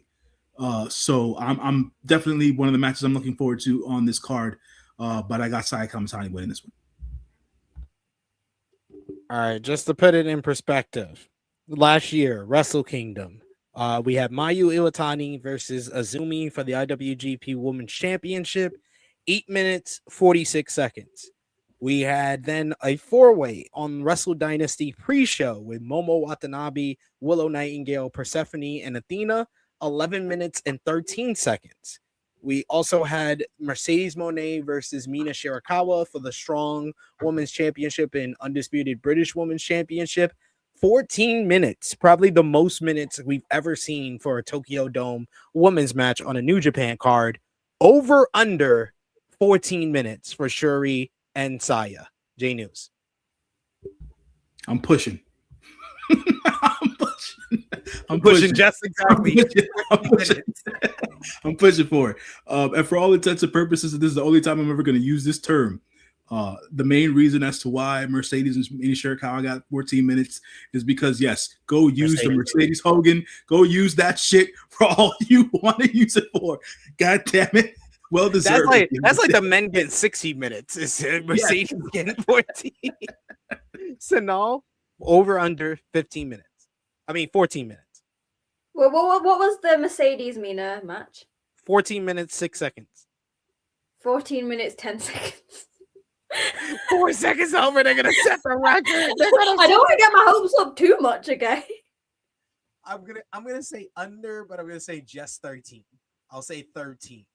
But I'm going to go with Saya Kamitani for sure. Saya Kamitani, she's the biggest draw in Joshi wrestling right now. She's the biggest star one of the biggest stars in all of women's wrestling. We did our top 10 best women's wrestlers of the year, and I think this is one of the highest spots that anyone from Stardom ever got on our list, as Saya was number 4 on our list, and this is based on just our team and a couple of the friends of the channel who voted on it, but multiple people had Saya at number 1 because she's been such a big star, and this is like a transformation unlike anything they've seen in Joshi wrestling, where she was kind of a baby face that had a ceiling to her. She had a lot of comparisons to like Kota Ibushi, but once she turned heel, there was an initial backlash where she really didn't figure it out the first couple of months, but once she did and she won the World of Stardom Championship in December of 2024, for the past year she has become the best character, the best in-ring performer, the biggest draw. She just hits it on every single level, and I think this would be a big stamp of approval for everything that she's done in the last year if she wins this IWGP Women's Championship, adds that to basically the Joshi version of the Triple Crown. The IWGP, the Strong, and the World of Stardom Championship, that's the equivalent of the Triple Crown for Joshi wrestling. We need history to be made. I'm going with Saya. Can I just mention one thing? And I want everybody in the chat and everybody who's going to be watching Wrestle Kingdom on January 4th to pay close attention. Her entrances are majestic as hell. Y'all need to just sit back and watch her come to the ring. That within itself is a show. Can I just say, and add into J News, I always say this whenever I watch the Stardom women. They really, like, with entrances and ring gear, the Stardom women put New Japan to fucking shame. Yes. Every time I see anything with the Stardom women, I think it's like, you know, whenever they're the conjoined shows, I'm like, who is New Japan's wardrobe department? Why are they not like collaborating? Like, I'm not saying that everyone in New Japan needs to have sparkles. I'm not saying that. I'm just saying that the ring gear for the Stardom women is beautiful. And I'm not saying that the New Japans aren't, but I'm just saying that, like, the quality, compared them next to each other, the Stardom ones are like miles ahead. Agreed, 100%. And just the way they shoot their entrances, their production is on point. And the one thing I didn't mention when we talked about the Stardom show earlier, shortly talked about it, Walker Stewart, that was probably one of his greatest performances as an announcer, was that Stardom show. He did 5 hours on his fucking own, and he told every story beautifully. Walker Stewart, shout outs to him, friend of the channel. Like, got to give him credit for that performance at Dream Queendom. All right. So then we got one of the big matches, honestly, that's gotten bigger over the build to Wrestle Kingdom, is this 5-on-5 grudge match, special 10-man tag team matchup as the unaffiliated War Dogs, David Finlay, Gabe Kidd, Shingo Takagi, Drilla Maloney, and Hiromu Takahashi will team to verse the United Empire led by Callum Newman, Hanare making his return, the Great Okan, and the returning Andrade El Idolo are the announced members of Team United Empire, with X, one mystery partner left. So the big question is, who is the mystery partner? Who is the other member of the newest member of the United Empire, along with Andrade El Idolo?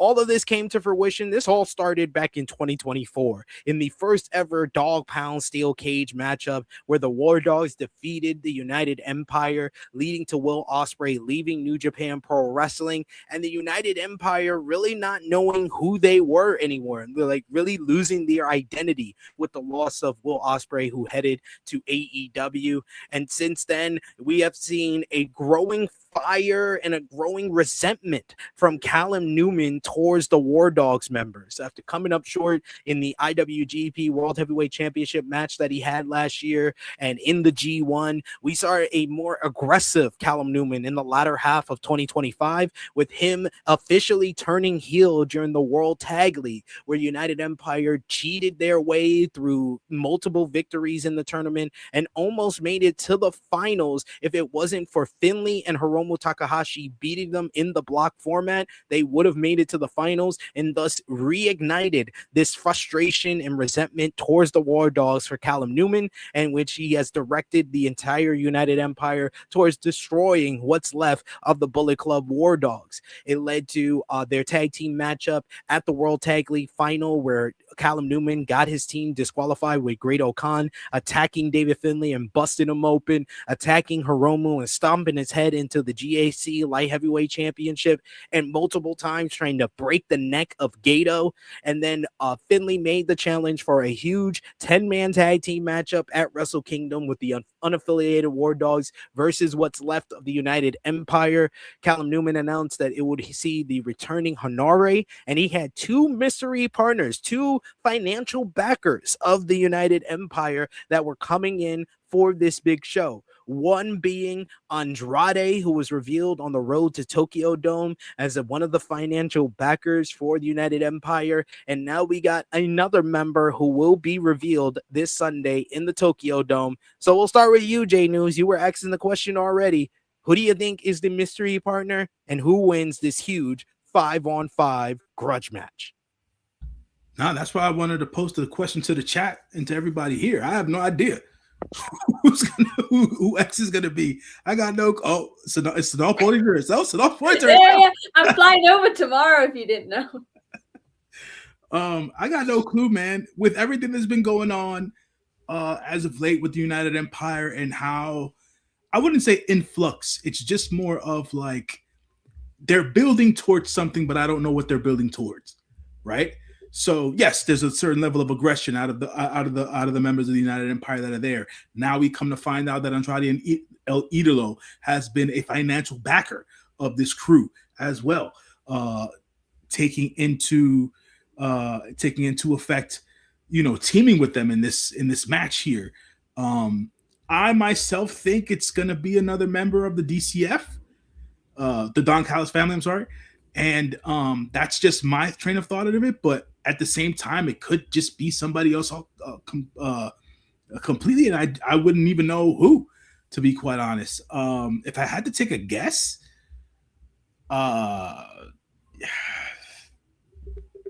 probably Mark Davis. I don't know. If I had to take a guess, probably Mark Davis. But is he worth waiting until the Sunday? Do you know what I mean? Look, and no shade to Dunkzilla, man. No shade. That's because I love Dunkzilla. No, that's why I'm saying it. Like, I love Dunkzilla, one of my favorite people in the world. But like, do you know what I mean? I don't think it's gonna be Dunkzilla. But I don't know, man. It shit, man. I don't know, man. Yeah, look, Kyle Fletcher would be great. I just don't know if AEW's up for that necessarily. You know what I'm saying? I'd love that. I'd love it. Yeah, same. I'd love it too, but I don't know if they're going to be up for that. Santos who? Santos Escobar, the WWE guy? Who re-signed with WWE? That guy? No. Hook. Imagine. No, man. No, that ain't happening. They need to have a big Japanese name if they're gonna announce it at Wrestle Kingdom. Do you know what I mean? I feel like Do you know what I mean? It's gonna have to either be a big Japanese name or a big international name at the end. Yeah, of the yeah, like Andrade El Idolo, Yeah. who, so for example, like Andrade has been on New Japan before, so people know of him, which is why it was a bit of like, whoa, do you know what I mean? Yeah, King of the nice shout, King of the North about Roosh, but I believe he's still recovering from knee surgery. So it'd be similar if like I'd be like, oh, maybe Osprey, but obviously again, Osprey is injured, so it's like. Yeah, same. Yeah, I don't. That's what I'm saying. I can't call it that, which is why in my head, it's like, all right, Mark Davis. So, but you know, that's all I got. So who you got winning? Man. I mean, to if we're gonna start off the year on an interesting note, it should be the United Empire to win this match. Especially if any of the War Dog members will no longer be with the company after January. So I think it makes the most sense for the United Empire to win here. Sonal, who you got winning and who you got as X?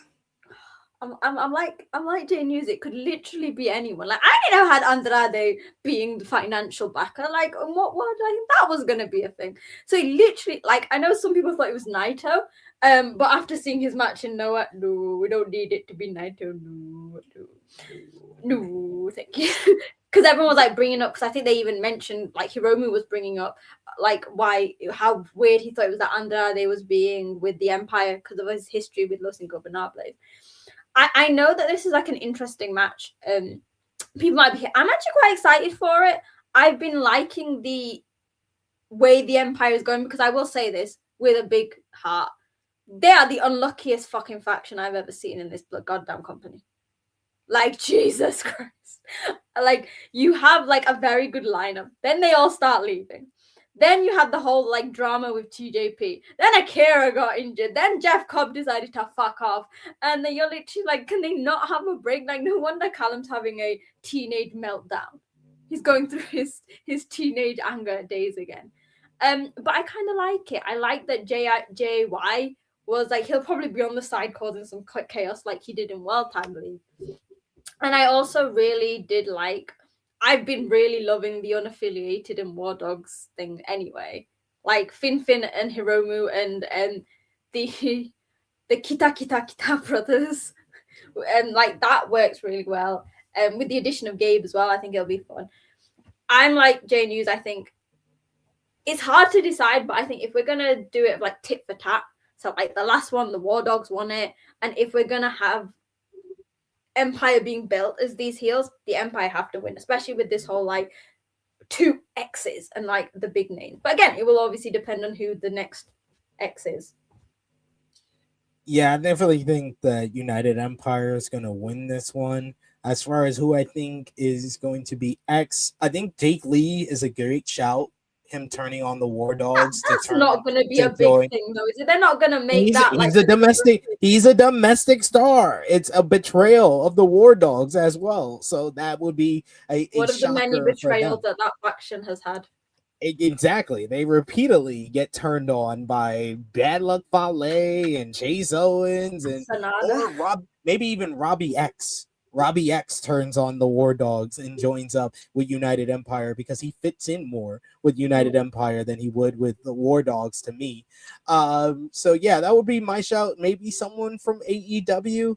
I don't know who, but maybe someone from AEW is another option. Kyle Fletcher, I would love that, but I do know that he was backstage at Dynamite on Wednesday, and Okada and Takeshita weren't. So if he was going to be in Japan, he probably would have went with those guys. So unless those two wanted to go early to spend time with family and stuff for the holidays. Yeah, that's also true. That's also true. King of the North saying Jake Lee has been a world champion in every company he's worked, for better or worse.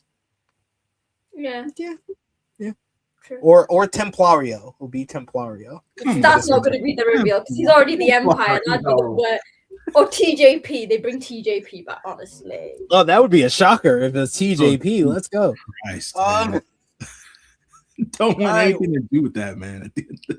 A man caused too much drama and shit going on. Stay away. But yeah, I think we're all going with United Empire here, and I think Andrade is going to have more of an active role in New Japan Pro Wrestling the first couple of months of the year. I think he's going to do a couple of tours for New Japan before he even comes back to AEW. Maybe he'll do the Fantastica Mania shows. That'll be fun. That would be his way to ease back into CMLL. Yeah, that would be a way to get some drawing power for the Fantastica Mania. I know they've been looking for ways to fill seats and stuff like that. Nice shout by King of the North about. I was thinking Sabarano Jr., but then I checked and I think he is on the card for tonight. For Friday, right? At Arena Mexico. Yeah. He's not teleporting. Yeah, it's pretty tough to do a show tonight and then leave tomorrow to get to Tokyo by the next day. Like that's a lot. That's a lot for anybody. So I mean that would be a good show. Maybe he gets pulled from tonight's show and he's not on it because if he's not on it tonight, then we're like Sabarano. Then it's Sabarano. Or he'll wrestle tonight and get on a freaking plane that same night. Because the show is on Sunday. That's a lot, though. That's a whole day travel, man. But they do it. But they do it.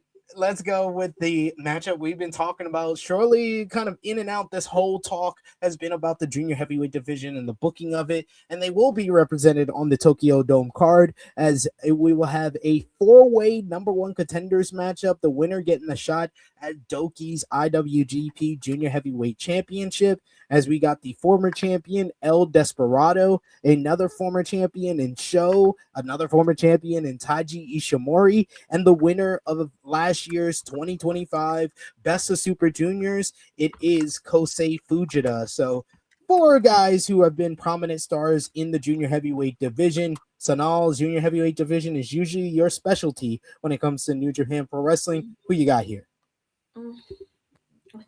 It's frustration. It's general frustration for the junior division. It's sad because like you go from 2 great matches. Well, I could say 1 great match last year. Obviously, the Despy versus Doki was cut short. But I genuinely think that despite being very short, I loved the junior tag one. Let's say I would have been very excited if we had taken Sho out of this mix and added somebody like, hell, where is homeboy Robbie Eagles? Where is Robbie Eagles? Right? And so that is the concern. That because Sho is there, Doki will be there. There will probably, I'm confused about the House of Torture interference because I assume they're probably going to be more focused on the next match. Maybe. King of the North, I also have Fujita winning. I feel that there's no other, like, is this the moment? Like, Fujita we're writing, yeah. I mean, if they're going to have Doki lose the title, then it's got to be Fujita. If they're not, then I guess you could do Ishimori and then, like, that's another win for Doki. But realistically, we all know that the real person to win has got to be Fujita.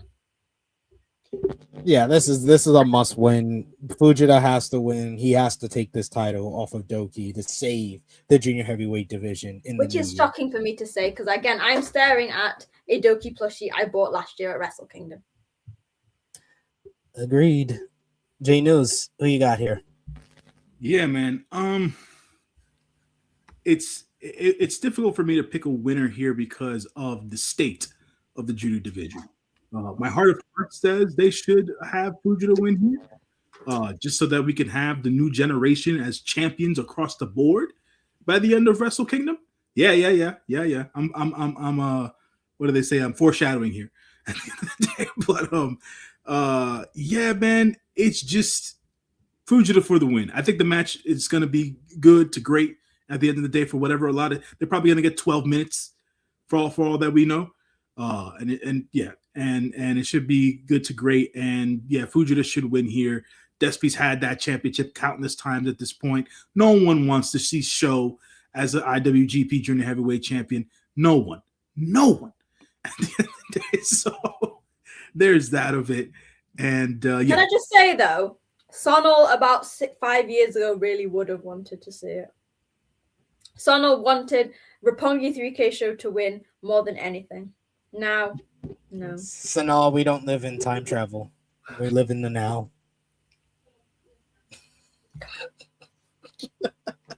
I am going with Fujita as well. So let's go to the big never open weight championship matchup.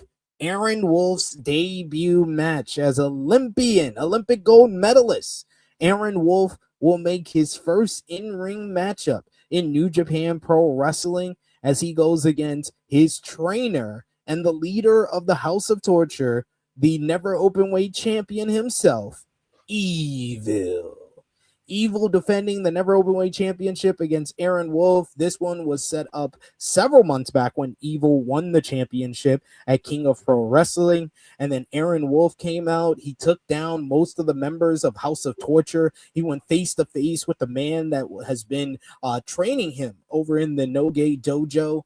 Those two men went face to face. The challenge was made for Aaron Wolf's debut at Wrestle Kingdom against Evil. And then a few months later, it was made into a never openweight championship matchup after Aaron Wolf once again got the better of Evil in the House of Torture in a post-match angle. The post-match angles, the first one went really well. I think every other one since then has made me very scared for what we're about to see on Sunday, because not only are you giving him the big stage for his debut, which makes a lot of sense. This show will be televised on national TV in Japan, so you want these big named and popular athletes from Japan to be a part of the show, and Aaron Wolf is that. But Aaron Wolf's feet work, his timing, it just has seemed like off. Like, it's not as smooth, it's not as good as you would want him to look to get you excited for his in-ring debut. The post-match angles have been basically a law of diminishing returns for me, which made me be like, Aaron Wolf might be closer to Gable Steveson than he is Kurt Angle. So we'll see what happens when the bell rings. But Sonal, what do you think about this matchup? What have you thought about the build? Who wins on Sunday? I'm really concerned. Like, it's unprecedented for someone to be on a card this high, and we've not seen him wrestle. He's not even debuted as a young lion. Like what? I get it. I get it. He's big. He's, like I said, I have seen him multiple times with like one of my favorite idols. He's done multiple like appearances. I was like, oh my god, that's Aaron Wolf. And again, I understand the story behind the match. Everyone was like, why is Aaron Wolf's first match Evil? It makes perfect sense. The Tokyo Dome as the setting for this does not make perfect sense. This, again, I think someone mentioned it earlier, this should have been on the New Year's Dash if we were going to do it. Because, like, the only person I can base what to expect on is Bolton Oleg. And I'm not going to bore you with it. We all know where that goes with me and with J News, you know?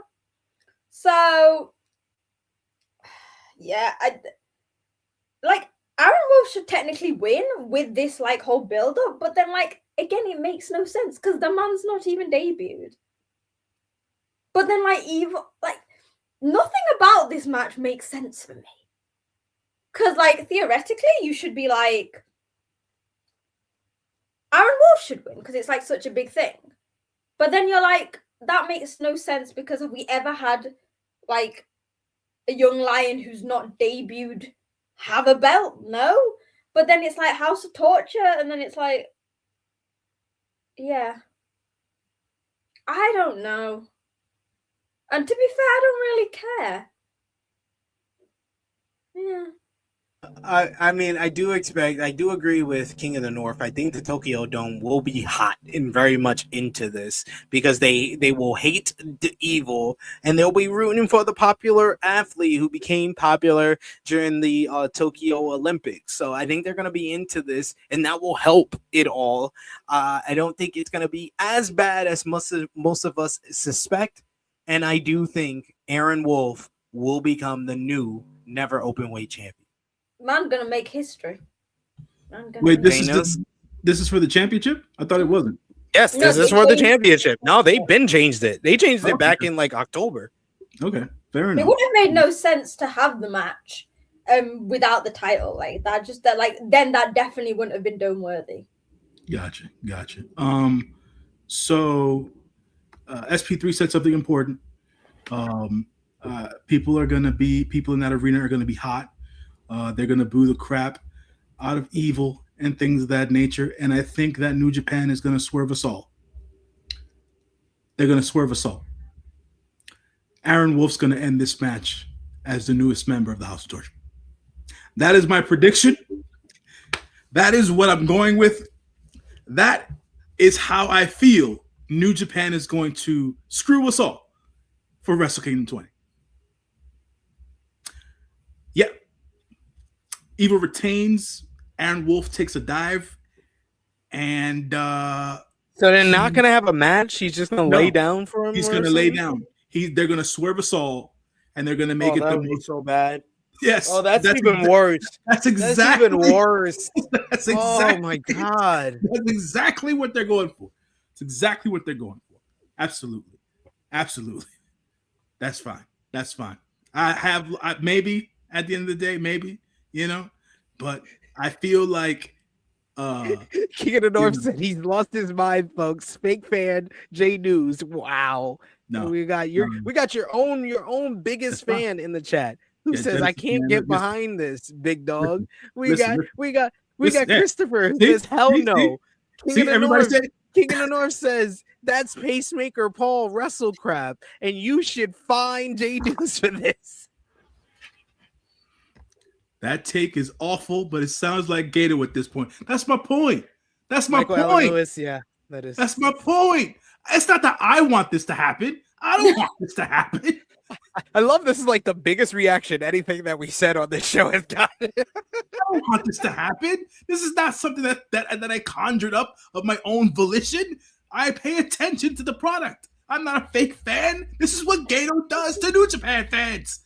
He's gonna screw us all. That's what I'll put down to. Not wrong there. Yeah, you're not terribly too much off base there. We do have a super chat donation I want to read before we get to the double main event. We got your boy. They had his full name in the chat. What was his name before? I forget. It says Makubi, who says, I pray NJPW broke asses, keep the dogs, and accept Nepo. Of course, he hates the Nepo, who is David Finlay. Man. Thank you for the super chat donations. Yes, Genesis J in the chat. Yeah. I'm sorry, Genesis J. They got these stupid @ names now, so I can't see y'all names how I used to see it. It's weird. StreamYard, YouTube, I hate it. But thank you for the super chat donation. Adrian says that Triple H NJPW booking. That's what it is, man. But it's Gato. It's not Triple H. It's Gato. Gato finds a way to make sure that the House of Torture is on top, or at least being talked about. They're paying him, innit? House of Torture are paying him. So there's that. King of the North says, I'm baffled, cannot believe my ears. He says, you didn't even know it was a title match. Yeah, because he's responding to my comment about me watching the product at the end of the day. I forgot. What the hell? Sue me. To be fair, with this match in particular, I think we had other issues and concerns than it being a title match or not. Maybe the fact that we've got a guy debuting on semi main event, and he's not had a single match. He's not had a single minute in the ring in a match. So at the end of the day, understandable. So at the end of the day, let's be a little bit pragmatic and practical about this. If we're worried about Aaron Wolf not being able to wrestle a good match, wouldn't it be best for him to take the dive in this instance if he's not ready? Sir, all I will say is that if you are worried about Aaron Wolf wrestling a match, the option of him not wrestling the match and laying down, it's not a good alternative. No, it is not. I will let you know that I will be the one who tells my brother that is not the alternative option that we are looking for here. Hey man, listen. It's out there now in the world. We don't necessarily know if it's gonna go down that way, but I wouldn't be surprised if it does. To be quite honest, I just wouldn't be surprised if that happens. Now this is all on J News. J News manifesting. Yeah. We blame J News. If any of this happens, you must blame J News, of course. Then we got the big one of the big matches on the card for the IWGP World Heavyweight and IWGP Global Heavyweight Double Championship matchup. We got the IWGP World Heavyweight Champion Konosuke Takeshita. We got the IWGP Global Heavyweight Champion Yota Tsuji. Winner takes all. This matchup, of course, was set up at Final Homecoming, where Tsuji defeated Hiroshi Tanahashi, got the torch passed to him from the ace, and he wanted to carry it to the top of New Japan Pro Wrestling. So after Konosuke Takeshita defeated former IWGP World Heavyweight Champion Hiroki Goto in the main event, it was Yota Tsuji who came out, issued the challenge for a double title match in the Dome at Wrestle Kingdom, and the match was set. Since then, we've gotten some very interesting comments from both men. Takeshita is adamant that he wants to hold up, be at the top of all of professional wrestling in the United States with AEW, in Japan as a DDT original, now in New Japan Pro Wrestling as the IWGP World Heavyweight Champion, while Yota Tsuji has put 10 toes down that he is the man who needs to be at the forefront of New Japan Pro Wrestling heading into the new era after Tanahashi retires. He had some very controversial comments bemoaning the whole partnership that AEW and New Japan has. He says he doesn't like AEW. He doesn't think this partnership has been great for New Japan Pro Wrestling. It hasn't benefited New Japan Pro Wrestling, and he wants NJPW to care about NJPW. This is the only promotion that matters, to the point that even Sean Ross Sapp had a report talking about how Tsuji's comments in these interviews were actually not in character. This is how Tsuji really feels, adding even more heat between these two men heading into this double title match. These two men have met 2 times previously in the 2024 G1 Climax 34 tournament, where Takeshita beat Tsuji in his first G1 Climax matchup ever, but Tsuji defeated Takeshita to make it to the semifinals of that year's tournament. What will happen in the rubber matchup with all the gold on the line and the future of New Japan Pro Wrestling at stake? Who walks out with the global and the world heavyweight championship? Sonal, what have you thought about Tsuji's comments, the controversy that he caused with the recent interview, and who do you think walks out with all the gold on Sunday? I mean, it's quite funny that a lot of people are like, oh my God, a New Japan star is saying this. This has been a discourse that's been happening for years amongst, whether it's in kayfabe or not in kayfabe. They've been building this. At every bloody Forbidden Door, these comments come up. I also put my 2 cents into this quite a lot of times as a New Japan faithful, but that's another story. But I think that is added. Actually, like, whether it's kayfabe or not, and knowing Japanese wrestling, it's 99% in kayfabe. Like, I understand there's like sources and stuff, but actually you don't understand the lengths to which Japanese wrestlers will stay in kayfabe. But what I do love about this is the timing of it. Is Tsuji was like, been demoted to a semi-main event, for fuck's sake, but actually you're going to be talking about our match. It might be about Tanahashi, but hell, I'm getting the world talking about it. You think he's done that as a person thing? Tsuji's smart. Tsuji's good. The office knows what they're doing. Like, do you know what I mean? I don't know who these sources are saying that it's like personal. To be fair, there might be some personal feelings to it. Do you know what I mean? There has got to be a lot of New Japan stars who are kind of annoyed at sort of the relationship and the things like that, especially Japanese stars. But I just think it's just an amazing thing to do to build up this. I personally, somebody put in that they kind of want Take to win just to piss off fans. That'd be funny. But because I remember we did this whole discourse when Takeshita won it and how like people were accusing me of not being a real fan because I was happy by it. But Tsuji has to win this. Like, he's had the baton passed on. And I kind of think that, like, to have Tanahashi's retirement, the best thing would be, okay, Tanahashi can now happily retire knowing that the company is in good hands of Tsuji. Do you know what I mean? Like, if anyone doesn't know, obviously Tsuji was Tanahashi's young lion. So, like, despite being different factions and being worlds away, there is something there. And Tsuji has always shown respect, like, even in the matches and stuff. So, yeah, I think Tsuji is going to... It's been a great run. He's had 2 months. That's fine. That's been good. It's got people talking about the IWGP belt. But I don't see... Yeah, I really hope... I mean, I'm not going to be annoyed if Takeshita... I just think it wouldn't make sense in any way for Tsuji not to win this. Especially with, again, the talk of like him talking about the old belt and stuff. I feel like, why are they bringing this all up if they're just going to be like, nah.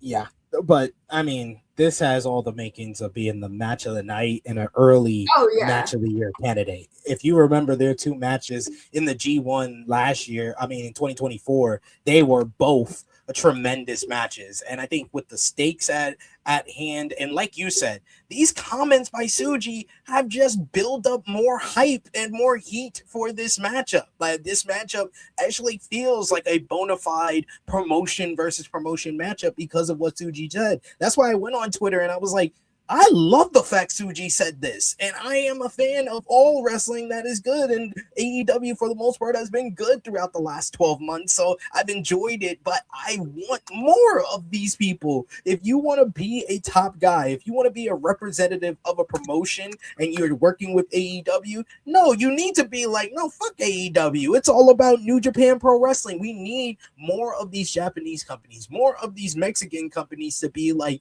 fuck the big 2, it's just big me. Fuck the big 3, it's just me. Yeah, whatever you want to call it. Suji's not gonna go, oh, I love AEW. Oh, this is so great to bring us together.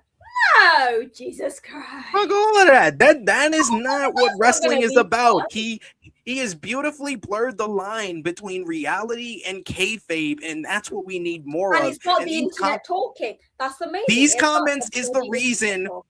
These comments is the reason why I told both of my colleagues here, both of my tag team partners, that Tsuji should have been champion 3 years ago. He should have been champion when he first showed up back in New Japan Pro Wrestling with this character. He should have became the leader of LIJ. He should have became the IWGP World Heavyweight Championship, so we didn't have to deal with fucking 8 months of Sonata being champion because these two wanted that so bad. I did not. No, we're over that now. Okay, I understand. I don't care. I'm still on that. I'm still on that.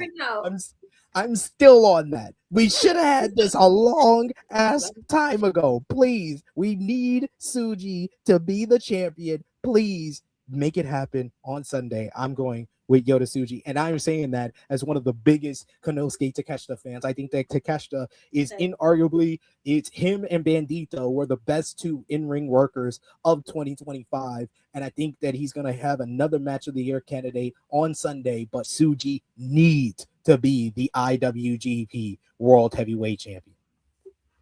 J News. Man, he brung up the past, man. He brung up the past, Sonal. He brung up the Sonata run as if to say that he was not deserving at that time. You're saying that it's awful. No, not 8 months. Not 8 months. We believe in Sonata.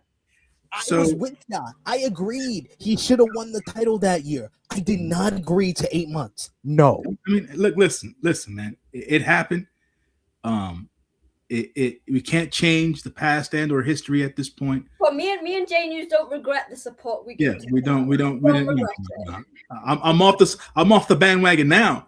But I'm not gonna regret. I went through 5 divorces with that man. But I'll say this. 3 years ago when Yota Tsuji came back from excursion, he looked, sounded, and acted like a star. 3 years later, he is in a position now where he wants to shake the very foundation of what New Japan is standing on at this current moment. And between my harebrained prediction about Aaron Wolf laying down for evil, if that happens, and if Yota Tsuji wins the New Japan, the IWGP World Heavyweight Championship, and he does what he says he's going to do, which is bring back V4 IWGP Heavyweight Championship, get rid of the global, bring back the Intercontinental. This will be all the buzz at the beginning of the year behind New Japan. at the end of the day. If you do this for Tsuji, if Tsuji comes out the victor here, I'm picking Yota Tsuji to win against Konosuke Takeshita. No, I don't think that Okada's going to come in for the run-in. That's not what New Japan does. No, guys. Like, I understand y'all thinking, but no, you do not have Okada come out the match before the main event when he's in the main event. Like, we know Okada's a dick now. Like, that's his persona, but even he understands the seriousness of a Tokyo Dome. He's main evented many times. Yeah, and that is literally just throwing a big bucket of cold water on putting over Tsuji if he needs the help of Okada to do it. Exactly. The help of an AEW guy to do it. Y'all are not even getting the point of this whole matchup by suggesting that. Yeah. So at the end of the day, Big Tsuji comes out the winner, the victor, the no, because it's the semi-main. There won't be any streamers at the end of the match, but they don't deserve it compared to Tanahashi. Yeah, so he'll win the championship. He'll beat Konosuke Takeshita in what will probably be early on contender for match of the year because it has Konosuke Takeshita in it for all intents and purposes. And yeah, that is where I'm going with this. And for them to go in with the buzz and Yota Tsuji, doing the dictator Tsuji thing and separating the lineages of these titles and stuff like that and building things in his own image, I think would be the best bet for New Japan from a story standpoint. And like I said, it'll create a buzz at the end of the day for the company going into the rest of 2026. So I think that'll be best just from a match standpoint and from outcome and storyline standpoint. So Big Tsuji for the win. Can't wait to watch this match. And yeah. I'm looking forward to this match more than anything on the card for sure. I think it's going to be a match of the year candidate for sure. But that is not the main event of the show because there is a match that is that much more important than the double title match. It is the end of an era. The end of the illustrious, legendary career of the ace, Hiroshi Tanahashi, as we have Hiroshi Tanahashi's retirement match, and he goes against his all-time great rival, the rivalry that has defined the last 13 years, nearly 14 years of New Japan Pro Wrestling. Hiroshi Tanahashi goes one-on-one with Kazuchika Okada one last time in the main event of the Tokyo Dome. These two men have main evented the Tokyo Dome more than anyone over the last 20 years. They main evented back in 2013. They main evented back in 2015. They main evented back in 2016. And nearly 10 years later, 10 years later, exactly, 2026, they main event one last time, their fourth Tokyo Dome main event, and it doesn't get any bigger than this as we say goodbye to the ace, Hiroshi Tanahashi. We know that there's going to be a retirement ceremony that follows this matchup, regardless of the result, where Will Ospreay and Kenny Omega have been confirmed as guests of Tanahashi for the retirement ceremony. We know there's going to be other all-time greats from Japan's past, from New Japan's past, from Tanahashi's past that will be a part of this ceremony. This is one that's going to be very emotional, but also filled with drama because this is another case of what is the right thing to do in a retirement matchup. We just got through with this whole conversation with the John Cena final matchup, and I was very adamant on the way there that I thought that the right decision was Cena wins. And I didn't want the opponent to exactly be Gunther because I thought Gunther, yes, he could get more out of beating John Cena than losing to John Cena, but I didn't think he lost too much. This is a case where I've been on this probably for the last 2-3 months. I think Tanahashi should win. I think that he should win. This is a case of Okada does not need the win. And Okada dominated this series over the last couple of years. He's 9-5 against, they've had like 3 draws as well, but 9-5. He has 9 wins to Tanahashi's 5 wins in the series of matches that these two have had over the last 14 years. This is a case where I am going with the ace. We need the ace to be the hero one last time, one last high fly flow in the Tokyo Dome. I'm going with the Hiroshi Tanahashi. J News, we'll start with you. Who do you have? What do you think about this matchup? And was Okada the right choice to verse Tanahashi in his final match? Man, oh man, so many different feelings about this match and where to go and where to talk about it. But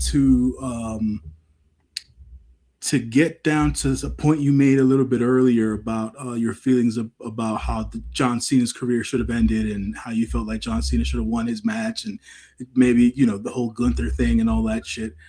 First of all, I tend not to say that name. I still call him Walter to this day. Secondarily, the idea of someone retiring in professional wrestling, especially in the West, here in the States, let's say, has always been the guy going out is usually going to put over the guy. That particular guy's going to go out on his shield. He's going to go out on his back. And whoever gets to win gets some sort of momentum going into whatever they're going to be doing next, right? Or maybe even a push and things of that nature. With that idea out there, right? And what you just said about John Cena, so I can end that point, which is why I thought that the whole him versus Walter thing meant absolutely nothing because Walter didn't need the rub at the end of the day. That's one. On to this match specifically, I completely agree with you. Tana should win. There's no other way around it. My last experience with a Japanese retirement outside of you, who just retired, Big U, from Team 200K, was the Sumi Sakai retirement that was aired on New Japan Strong on the New Japan Strong show. That was Battle in the Valley. Was that Battle in the Valley last year? I like that much. I like that much. Yeah, me too. A great ceremony and celebration of her and her career. She lost. Don't get it twisted. But because of who she was and what she means to the Joshi scene and for a lot of Japanese, especially Japanese women's talents who come over to the States and stuff like that, she helps them get acclimated a lot and whatnot. She means quite a lot to the wrestling industry as a whole. And it was a beautiful post-match ceremony and things of that nature, even though she lost the match. But for years, she was putting people over. For years, that was Sumi's thing, getting people over. Tana's thing, not to say that he never put anybody over, but he was the ace. The ace was at the top of the card every single time, and he's at the top of the card here. In no world do I believe that the ace should lose this match. Okada doesn't need it, as you said, SP3.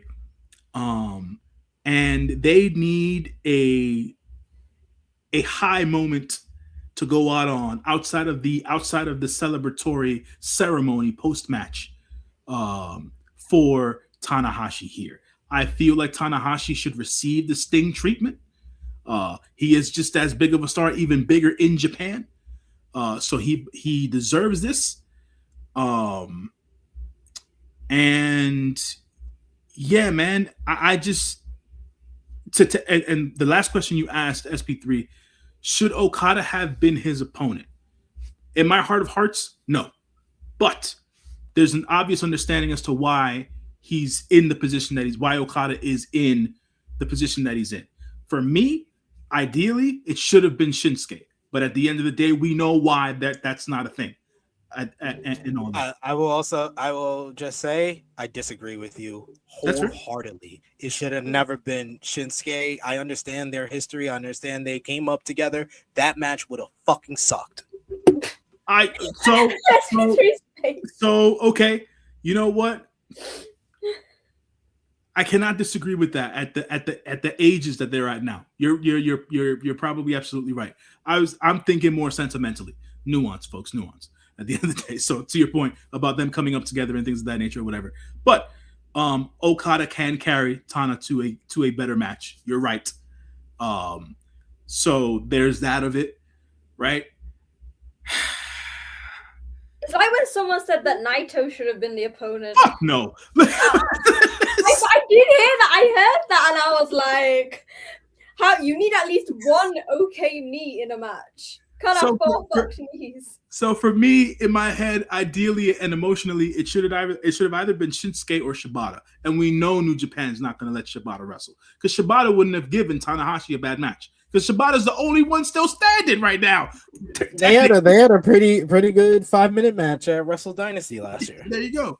So the sickos, we loved it. Exactly, but I think Okada, after all is said and done, I think Okada was the best choice here. But Tana should win, man. One last high fly flow for the people, for a generation of New Japan fans, and he should go out on top. So yeah, that is my thing. Shout out to the young lady who is the mega rookie over at Sendai Girls. I think it's at Atsuka. Senka. She paid homage to the Ace during her last match during the U Tribute show, and that was pretty cool of her to do. So that was I just wanted to point that out. But yeah, Tanahashi for the win. Sonal, end us off. Who you going with? Tanahashi, Okada. So when the announcement was first made, I said Okada, and I think that was just in the spur of the moment. But I'm with you guys. It has to be Tanahashi. It's not just the sense of like it's Tanahashi should go up, but it's just it would be the right way to close the story. Like we had the Rainmaker shock, let's have the Ace shock of like, you know what? Tanahashi said, right, we've had this, but actually you might think you're the best, but actually I can say, even at this point, I can still beat you. Do you know what I mean? Like it feels like I know he's gonna have an amazing ceremony at the end, and Tanahashi might be crying on his entrance. Do you know what I mean? He'll probably, I don't know if he's going to be at the press. He'll probably cry. He will. He'll cry at every single opportunity. He'll cry at the press conference, right? He'll be crying. If they'll do a documentary for this retirement, and he'll be crying for like, if it's like 60 minutes, he'll be crying for 55 of them. The man is the most emotional man in New Japan, and I love it. But I feel like it's just the right way to let him, like Janice was saying, he deserves the Sting treatment. He is the biggest star in like, do you know what I mean? He's the ace of the universe, the ace of our hearts. Everyone loves he. Like I personally, like I've met him 4 times. He's one of the nicest people ever. He loves the business. He loves New Japan, and it just feels like the right way for him to go. And like I know you were speaking about putting him over. That's not really what Tanahashi done, but actually this year he has done quite well in the sense of, I'm going to specifically refer to the G1 of like, obviously he pinned the likes of like Tsuji and stuff, but actually the people who beat him were the ones who needed it more. Callum Newman, Oiwa. So like this last year, Yuya. Yeah, it's like I always thought, obviously when Okada left, he did fuck all, and that's obviously what, like that was a huge thing that Tsuji spoke about as well. He's like, you fucking did nothing. But like, for example, Tanahashi this year has had, like, I did a top 5 and he was the top of my list because he's had matches with everybody, anyone. And he has been putting people over. He has been helping the young talent.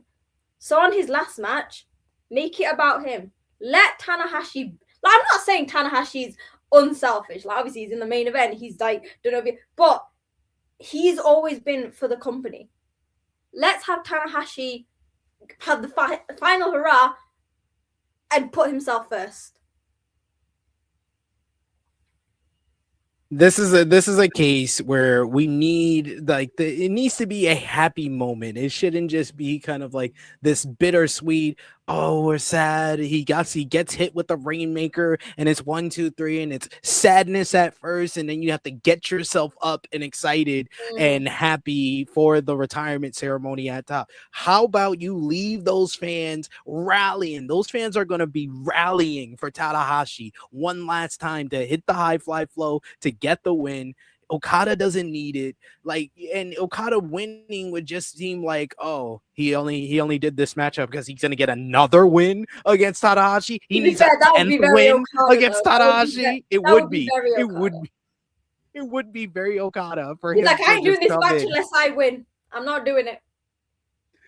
But yeah, the dome is gonna be absolutely electric. This is gonna have so much emotion from the crowd. Like this will be one of like the most memorable matches. I don't know about like quality wise if it's gonna be a match of the year candidate, but I could surely say this is gonna be probably some of people's favorite match of 2026 because they're gonna be the most emotional about this, the most invested about this. You said that like when I was speaking about like my top favorites, and I was obviously had Tanahashi at the top, and I said technically most of his matches were not close to being the best technically, but what Tanahashi has is heart. Tanahashi is the epitome. Like, he's not a bad wrestler, obviously his knees aren't in great shape, but he's been very well to like cover that up with his heart, with his storytelling. And like there'll be some people who go, oh, it could have been better, but with Tanahashi, especially in the state that he's in, it's going to be about how it resonates to you as a person. If someone's watching for the first time because they want to see Takeshita and Okada because they're an AEW fan, they might not feel anything from this match. But for people like us who have been watching Tana for years, this is going to be like, even in 10, 20 years, and we're going to be like, what's a match that stuck out to you? You'll be like, well, it was Tanahashi's final match. Do you know what I mean? Like, Tanahashi has that way with people. Yeah, if you're just doing New Japan Pro Wrestling for 2025, it's either Tada or Goto or Zach who are the MVP of the entire year. And I think that Tanahashi makes a strong argument because, yeah, his matches were just filled with emotion. The match with Takeshita in Chicago, the matches with Yota Tsuji at Final Homecoming and in the G1. He had a great match with David Finlay in the G1 as well. Like, he just delivered these just captivating matches that were all about his passion, his heart, like you said before. And you're gonna see that in full territory on Sunday, and it's going to be one of the most emotional matches of the entire year, right on January 4th. So can't wait for that, and I can't wait for this entire card, and I can't wait to also talk about this show as well. I will be back here on Monday to review the show. Are you guys joining me for that? Sonal, are you available on Monday? I am. I made sure. I was like, okay, so Monday we've got New Year's Dash, but I'm making it free because it's Wrestle Kingdom. Absolutely. So we'll be here to review. J News, you as well? Sir, I will be here, and I will have my best impression of my $1 Million Man Ted DiBiase laugh ready for when it all goes down during that Evil and Aaron Wolf. This motherfucker. That's all my J News is waiting for now. He doesn't care about the main event. He doesn't care about the semi-main event. He has now manifested this into the universe, and he really wants this to happen now. But yes, we're gonna break it all down on Monday. Can't wait to talk about it. We'll also do some final predictions for Wrestle Kingdom tomorrow on the True Hill Heat flagship podcast. But we gotta thank Sonal and J News for breaking it all down, breaking down the card with me today, and talking about all the news from Japanese pro wrestling like we did early on in the show. So much that we discussed on the show. So like this video if you haven't already, share it with your friends, subscribe if you are new. We got over 30 people watching, so I want to see over 30 likes on the video. It helps us out so much, and it's free, guys. It's the best thing you could do to help us out. Share the video, subscribe if you are new, and comment down below and give us your predictions for Wrestle Kingdom 20. Just Sonal, you're gonna have plenty of content and plenty of tweets talking about Sunday's show. Let the people know where they can follow you on social media and when they might see you again. Yeah, so I've been very active on YouTube. I literally, just before I came live on here, I posted my own Wrestle Kingdom preview. I've had end of year reviews. I had top 5. I even covered the Naito Noah stuff. So make sure to subscribe to Sonal's Live. Like SPC just said, follow me at wrestling_chat on the X, because I will be live tweeting throughout that, and I will be live tweeting through New Year's Dash as well. And again, that is the place where you can find out if I'm going to be on True Heel Heat. So yeah, make sure to subscribe and follow me on social media. You heard the woman. Go over and subscribe. Go over and subscribe to Sonal's Life for sure. And J News, let the people know where they can follow you. Y'all can follow me on the Twitter machine as well at JohnLYFNMG. Y'all be able to see me here on Monday doing the review for Wrestle Kingdom 20. I will attempt to watch New Year's Dash the day after before we get on here. If not, then I'll watch it after. No big deal. Y'all can also catch me on the Hit the Ropes podcast every Sunday, 1 p.m. Eastern Standard Time. Me and the lovely Dolores do it on our respective YouTube channels, so check out for that. And appreciate everybody. Happy New Year to everybody. Getting introduced to 2026 and all that jazz. And man, happy watching of Wrestle Kingdom 20. And hopefully everything we want comes to fruition. Everything you want comes to fruition. Follow me on the Twitter machine at TrueLSP3. Follow the gang, Facebook, Twitter, Instagram, TikTok at True Hill Heat. Patreon.com/True Hill Heat. We already started of the Okada Tanahashi series where me and Jimmy Macaram are watching every single Okada and Tanahashi matchup. So after Wrestle Kingdom, we'll have the entire series to watch. We got about like 16 more matches that we got to watch, but check out the first match. We watch the Okada Shock from back in New Beginning in 2012. This is the season 1 finale of GOAT Match Series. Go and watch that. The season 2 premiere will be the second match between Okada and Tanahashi from Dominion 2012. So if you like Okada and Tanahashi content, we're going to have plenty of it over on Patreon for 2026. And if you like New Japan content, check out me and Jay News full 2025 New Japan Pro Wrestling roster tier list.